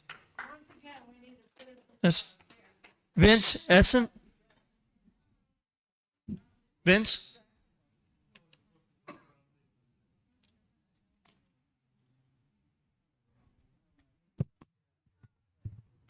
My name is Vincent Essen, the owner of Keystone Heights RV Resort. My name is Vincent Essen, one of the owners of Keystone Heights RV Resort. I just want to say you guys are doing a good job. I support the fire department.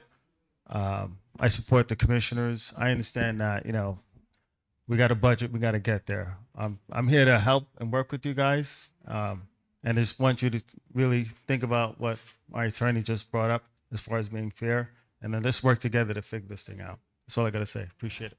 Thanks, Vince. Edward Segman. And then Mary Griffiths.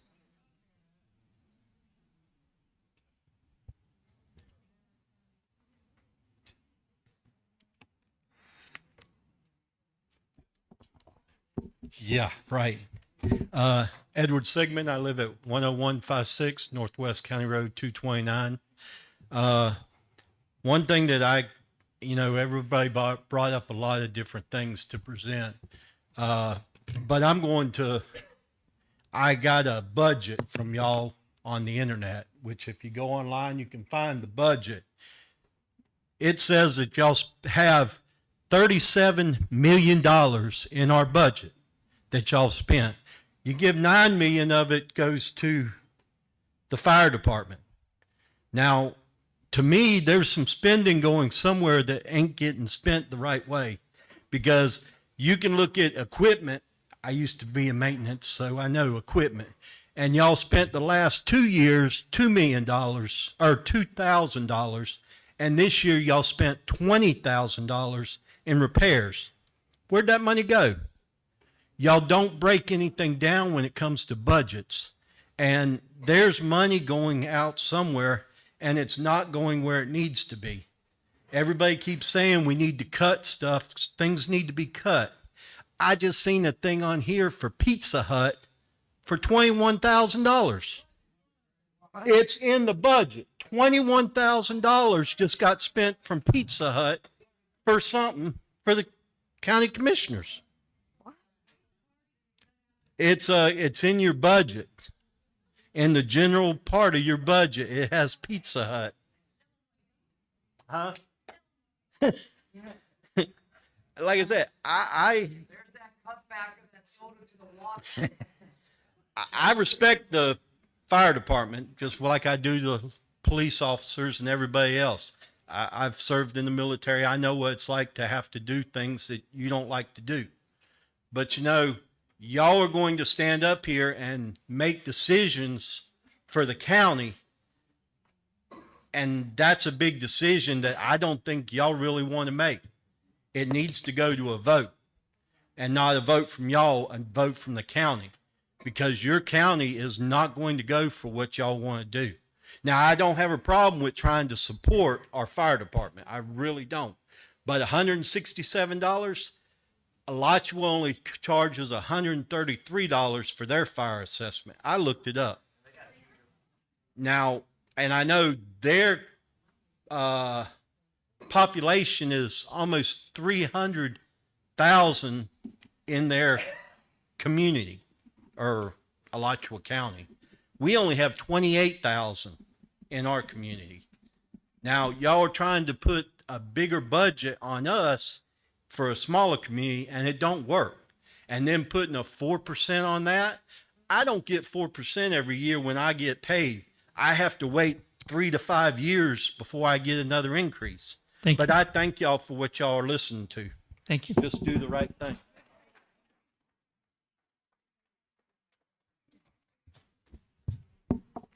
Hi. This is my first meeting that I've been to. I also did not find out except for by accident. Say your name, please. Mary Griffiths, and I'm at 9411 Southwest County Road 225A, Hampton, but it's Graham. So I am opposed to the assessment as written. I think we may need to do something to support it, but it seems like there may be some waste that we need to get rid of first before we start doing a wholesale thing on our taxes. And I definitely do not think it's fair to say that you're going to do a 4% increase every year without ever coming back to the people. That it's just not fair. Or continuously on your property. And yes, I don't want to have to deal with that either. And I would like to leave my children my property someday. And this is going to make it so that they couldn't afford it either. So thank you for your time. We do appreciate the commissioners. You do have a difficult job. Is this and excuse my ignorance, but is this a done deal? It's already done, or it's okay. September 10th. And is there a possibility to still get it onto the ballot? Or is it too late for that? You can't get it on the ballot, or you can? I don't know. Okay. Thank you. Thank you.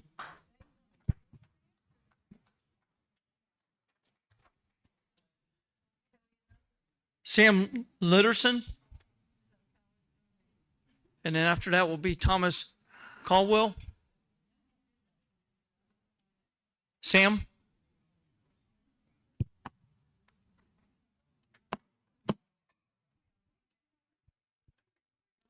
Thomas Caldwell.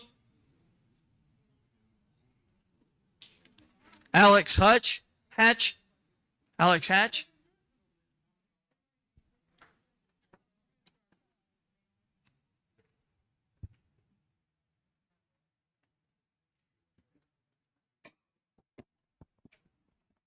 Good evening. Thank you for this opportunity to address you guys on this. Please state your name. My name is Thomas Caldwell. My address is 18852 Charlotte Avenue, Brooker, Florida. I'm a city council member for the town of Brooker, and I've been living there for the last 20 years. While I respect the concerns raised tonight, I support this assessment because I also have a concern, and that is to reduce the emergency response times to Brooker and Western Bradford County. I support the assessment because I live in Brooker and we have an unacceptably high fire response time out there. It's around 15 to 20 minutes. This puts our residents, especially our seniors, in a vulnerable and dangerous position. So this is a huge concern for us out there in that part of the county. This is one of the reasons behind the fee. I understand you guys are not, Chief Carter is trying to fill a gap here in the county with fire services. And so that to me is a reasonable and justified thing behind this assessment. The need out there is also increasing. The community is growing, which increases the demand for fire services. We have a charter school and enrollment is rising. We have a new subdivision, Bragg Branch, with 50 new homes planned, and at least 3 are already built and sold. And we have general residential growth, new homes, models, just in general out there in Brooker and in that area. So as the population grows, the need for the timely emergency services becomes even more critical. This fire assessment provides the funding we need for a fire department out there. We have state funding to build that fire department, but without staffing, it won't do us any good. Excuse me. The assessment solves the staffing problem, making the fire assessment operational. So this is a crucial investment in the safety and well-being of Brooker and that area. And I'm sure it will also help with other areas to provide additional resources. Again, there's a large gap in the fire coverage in the county, and we need a fire station in Brooker. So I urge the commissioners to please pass this or find a way to fill that gap. Thanks so much for your time tonight. Thank you. Alex Hatch. Alex Hatch.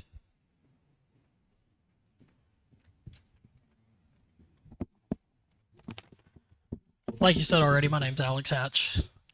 I'd like to address the commission and first of all say thank you for all y'all's consideration with this fire assessment fee. You guys hold what's called the burden of leadership. Sometimes you got to do the hard job, and that's what you guys are doing here tonight. I'm in full support of this fire assessment. I myself am a fireman, not for Bradford County, but I live in Bradford County. I was a long-time volunteer for Bradford County. A lot of the people that are in here tonight that have been opposed to this fire assessment fee, I never volunteered with. Truthfully, there's a lot of ignorance in the room. I'll say it. The fee total at the end of the day, your Class A pumper is getting up to be about $1 million for a fire truck now. It's an expensive service. It's got to be provided. It's the commission's responsibility to provide it for the people. It is what it is at the end of the day. It's a nominal fee. You guys do have support from people in the county. Not everybody is against this fee, unlike some have said. Chief Carter's done an amazing job trying to present this.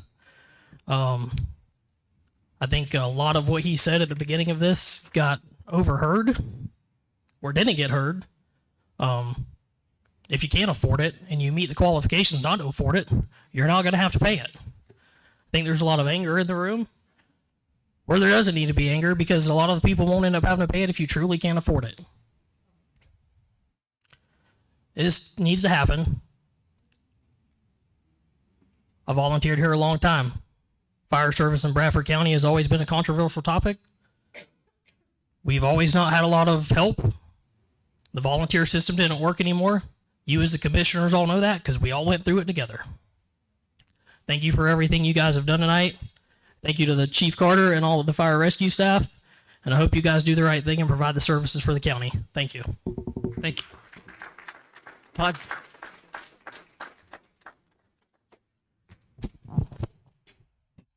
Hello, my name is Todd Grimshot. I did get here at 5 p.m. I want to make something notice that I lost a lot of my people here. Two gentlemen here, you guys have been paying a lot of attention to everybody. These people have not been paying attention to nobody. They've been playing on their phones, not even really doing things. I tried to bring it to this gentleman's thing that they're not even in order here. They've took everybody from the last step field to the first step field. I was here at 5 p.m. and I first put my name in there. So I've had to wait 3 hours to get 3 minutes of time, which was actually listed to be 5 minutes of time. Danny Ridrick, I was a supporter of you. I will not be a supporter of you because you ignored me this whole time. I will roast you out next time, and I will vote out any of you that actually propose this tax. Because you know what? There is so many elderly people here that I can't even speak for now, that cannot even hear me, that are hurting, that have no money. I have cancer. My family has cancer. My dad is dying of cancer. I'm dying of cancer. I can't even get an ambulance out for 30, 45 minutes because I live in Hampton, Florida. They shut down that station. You want to talk about building all these new stations? How about reopening Hampton, Florida station and give us an ambulance and a goddamn fire department?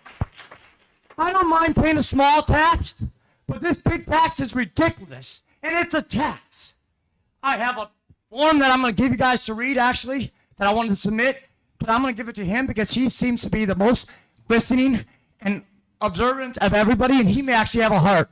If you guys vote this tonight, or vote this ever, maybe you would consider people for once, and consider people's hearts out here, or maybe get your shit in order, because unfortunately, you don't even have your people that come here first in order.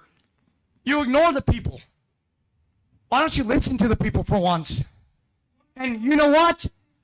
We have 400 new homes going in Hampton, Florida right now. Cookie cutter homes, $300,000 homes, quarter anchored properties they're building that they approved over there. And they are all building them now. So you're getting all the taxes from there. You're also getting all the taxes from the new impact fees and all that. And all these new businesses coming in. Don't you have enough money coming in that you could figure out this budget somewhere else without adding another tax that people actually suggested? There should be plenty of money out there now to get. Why don't you quit being greedy and quit getting in your pockets and then accept what you already have, and you're getting so much more because the community is building, and give the people some peace. We can't even afford it anymore. I'm actually happy that I'm dying of cancer because I don't want to be in this world in 5 years to see what it's going to cost, because I'm not going to be able to afford it, and none of our children will be able to afford it, none of our family, and none of these elderly people. You're pretty much condemning us all. You will make us all homeless eventually, and you will make all these poor old people homeless. And I am sorry that I only have 3 minutes, and my time's up, but I thank you for giving me this time, and I waited 3 hours to say this, and I respect you all, but let's do this the right way. Thank you. That's all the comment cards I have. If anybody else would like to make a public comment. Is there anybody else who'd like to make a public comment? You changed stuff. Being from the 5th to the 2nd on everybody, so most people couldn't make it here today, which a lot of people planned it, and a lot of people couldn't because of that. So you also deceived us all on that too. Thank you. Did you want to make a public comment? Okay. Okay. Okay. I'm Summer Small. I live at 9451 Southeast 41st Avenue, Stark, Florida, really Hampton. I'm opposed just because of like the sneakiness feeling thing. I think that it's clear that your community is not what was presented as like your example that you gave in your presentation. I mean, it felt mockery. Like everybody in here, like nobody in here owns a $400,000 home, bro. If you were trying to connect with the people, you could have like given an example that maybe like met the people. Like it was just kind of, I'm just here to listen, and hearing that and then like making the fast food comment, like, and you even like proceed or like whatever, you introduced that with please don't throw anything at me. It was just like kind of heartless, man. I noticed that. So yeah, I have been all over the country, and I decided to land here in little old Bradford County because it's charming and it's sweet, and I'm happy to be here. I'm proud to be a landowner here, and I believe I'm actually a steward of that land. And so I'm here. I was just on my way out when you said you can come share a word, so I'm sharing a word. Definitely not opposed to fire departments and police at all. It's really about like your people here that are hurting and throwing this in like all of a sudden when nobody knew that that was coming in that way. Feels not cool. The 4% thing, obviously, too, doesn't really feel right to me. Okay, thank you.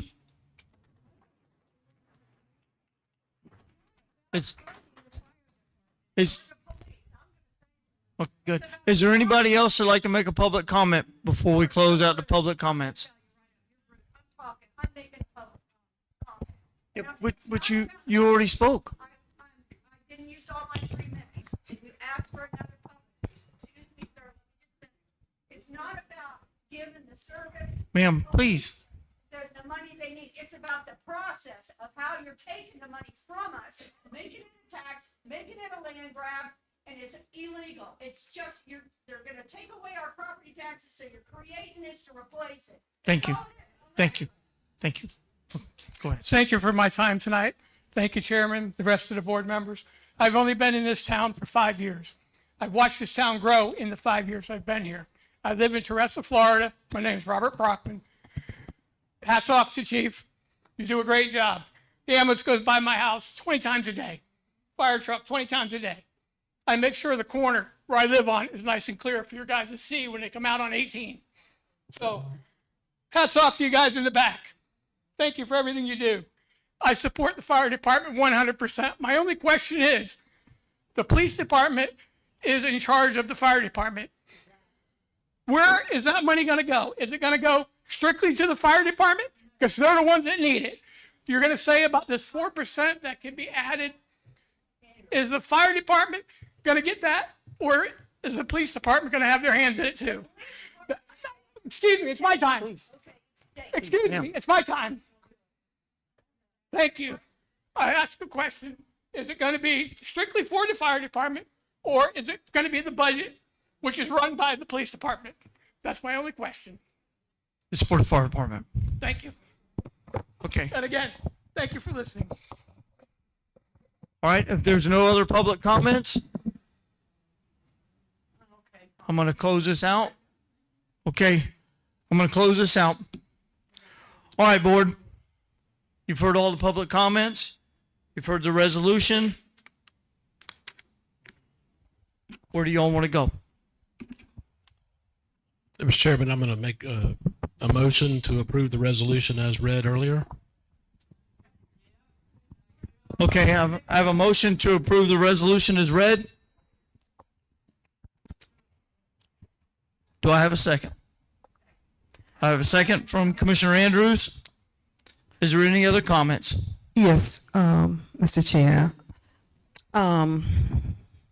Just there's some things that are very important to me, and we heard all of the citizens' comment, and as I was reading through the totality of the resolution and its details, I would ask, and with our legal person and the syntax person, that in the language of page 3, we'll flip to it just real back. The language that reference page 3, section D, that speaks to the increase of no more than 4% from one year to the next. That's been interpreted by the residents that this is going to automatically happen. Listen. I'm speaking now. I'm speaking now, and give me that respect as I've done for you. I'm speaking now as a commissioner, expressing my feelings to this board before we make a decision. Give me that, please. Secondly, in reference to page 4 that speaks to the language of the lien on the property, I'm asking from our legal person, is Senator Bradley still here? But anyways, if we can make a modification to extract the language that references, because it's interpreted that it's just going to automatically happen, to extract, please don't interrupt me. To extract that language in reference to the 4% yearly increase, and also the language that references the lien on the property. I'm asking this as our attorney and of the manager. The first question, 4%, that is not automatic. That's not how it would act. If this resolution were adopted, the amount of the assessment would be what's listed there, what was discussed earlier, that amount. As we would roll into next year, assuming the resolution were to pass, as you roll into the following year, the amount would be the same as the previous year unless this board raised it. All right? If this board raised it between 0 and 4%, then there would not be the letters that go out in the formalities that one had with this particular resolution. If the board wanted to rate it more than 4% in a given year, then this would be repeated in the same manner that that unfolded here. So so it is not automatic. It still would be required to be considered if it were to be altered at a public meeting that everyone obviously is invited to and should come, and people should engage in their government and express their opinions about the virtue or lack thereof of the raise in the future. So I hope that answers that question. Yes, I'm asking the question, and please respect the process. Thank you. So my question is to allow, do we have to have that language in there? Okay, go ahead. So my name is Jeff Rackley with Stantec. I assisted the county with the fire assessment study initially, and I 100% agree with your county attorney's interpretation of the 4%. This is an annual decision the board would have to make, and you would go through this exact same process, with the only difference being you wouldn't send those mailed notices. And the intent of that language was to save the county money on not having to mail notices in future years if you didn't want to increase the assessment or you wanted a modest increase to the assessment. So I would say that language could be stricken if you wanted to. You just would have to renotice every property owner next year if you wanted to increase the assessment, which is fine. It's just an increased cost to the county. So that would be, an increased cost, and I think it somewhere in the $15,000 to $20,000 range. I don't know the exact number. Okay, and then my second part was, the language of the lien, if we could strike that language, from the process. So I don't think you can. I'll defer to the county attorney, but that's part of the tax bill collection process. So if you're going to collect it on the tax bill, it's going to be treated in the same manner as ad valorem taxes. So it has to be paid in full or tax lien. That whole process will start. So I don't think you can remove that if you want to collect it on the tax bill, but I will let the county attorney weigh in. Mr. Bradley?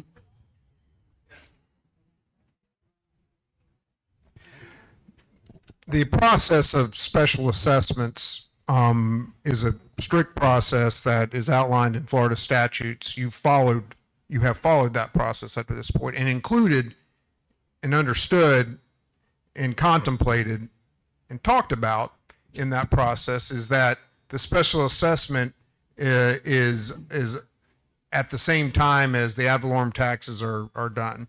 It's a different part of the bill. You would see it show up on the bill.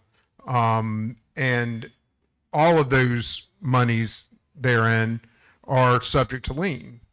That's sort of been ad valorem and special assessment 101, pretty much not just in Florida, but throughout the United States. That has been litigated, debated, discussed across the country for a lot of time about the efficacy of that or lack thereof.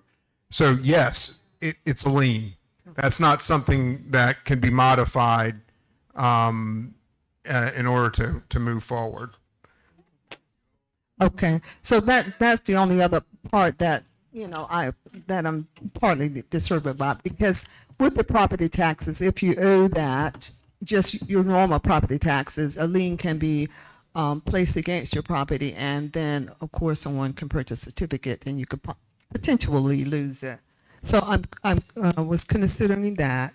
And the other thing that it was not perhaps very clear to all of the people that there are exemptions for them if they fell within a certain income level, or if they were disabled, that they could have an exemption from this. So I think that portion may have been missed by some of the residents in the community, knowing what those exemptions were. So, Chief, could you articulate those exemptions? Yes, ma'am. And so the exemptions that were listed in the presentation were the agricultural exemptions, government-owned properties, nonprofits. I'm trying to think off the top of my head. Churches, and then 100% disabled veterans, and then below the poverty threshold. Those are the 4 exemptions. So someone who was elderly, fall within their income, or if they were disabled, they could apply and be exempt from that, from the taxes. Yes, ma'am. That's correct. Okay. Okay. And there's a hardship application process for those persons who could apply through our county manager. Yes, ma'am. That goes through the county office. All right. So I think that answers my questions. Okay, that's it? Okay. Any other questions? Yes. I just want to make sure that everybody back there that's talking heard what was just said, that there's hardship exemptions that can be filed for the people that may not be able to pay their assessment. But I also want to say, I do agree with Ms. Spooner on the 4%. I do think that needs to be stricken. And I do understand about the lien, but one other question that I wanted to ask was when the Keystone attorney came up and spoke about the size of the lots, is that something that we should that we need to take another look at, or are we good with the size and everything?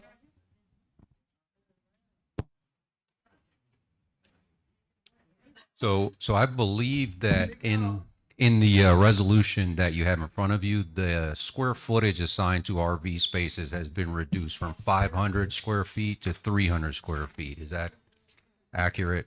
So that has been taken into account. I don't think that's something you had to do. You know, I've seen those ranges around the state from anywhere from 200 to 300 square feet up to over 1,000 square feet for RV spaces. So I think 500 made sense. I think 300 square feet is very defensible as well. So I think you've already addressed that, in my opinion. But you do have the option to address that additionally if you would like to, as the attorney spoke to as well. Okay, thank you. Okay, and so I would Go ahead. I would agree that you know, that the addressing that was described by your consultant of the matter that is more than reasonable. That is ultimately a policy decision. The only reason I would speak to it is because when you have attorneys involved, they can speak to whether something's defensible or not, legal or not. And there was a suggestion, very respectfully, by the RV park and his attorney. I have no quarrel, and they handled themselves very, respectfully, and much appreciated how they comported themselves, and they're making their arguments in good faith. They've been heard, and this has been addressed, I think, in a way that is reasonable. Okay, thank you.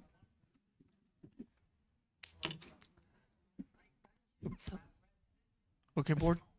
Yes, and so I think that the attorney explained about the 4%, but it may be more if we could strike that from the resolution. That to me would be something that, if that is what you want to do, that would be something that you could do that would not affect the rest of the legality of the ordinance. Okay. And so if you were to do that, there would be a motion to amend the motion before you to remove Section 4D from the proposed resolution. That would be the motion if that's the direction that the board wanted to go in, and that would accomplish what I hear you trying to accomplish.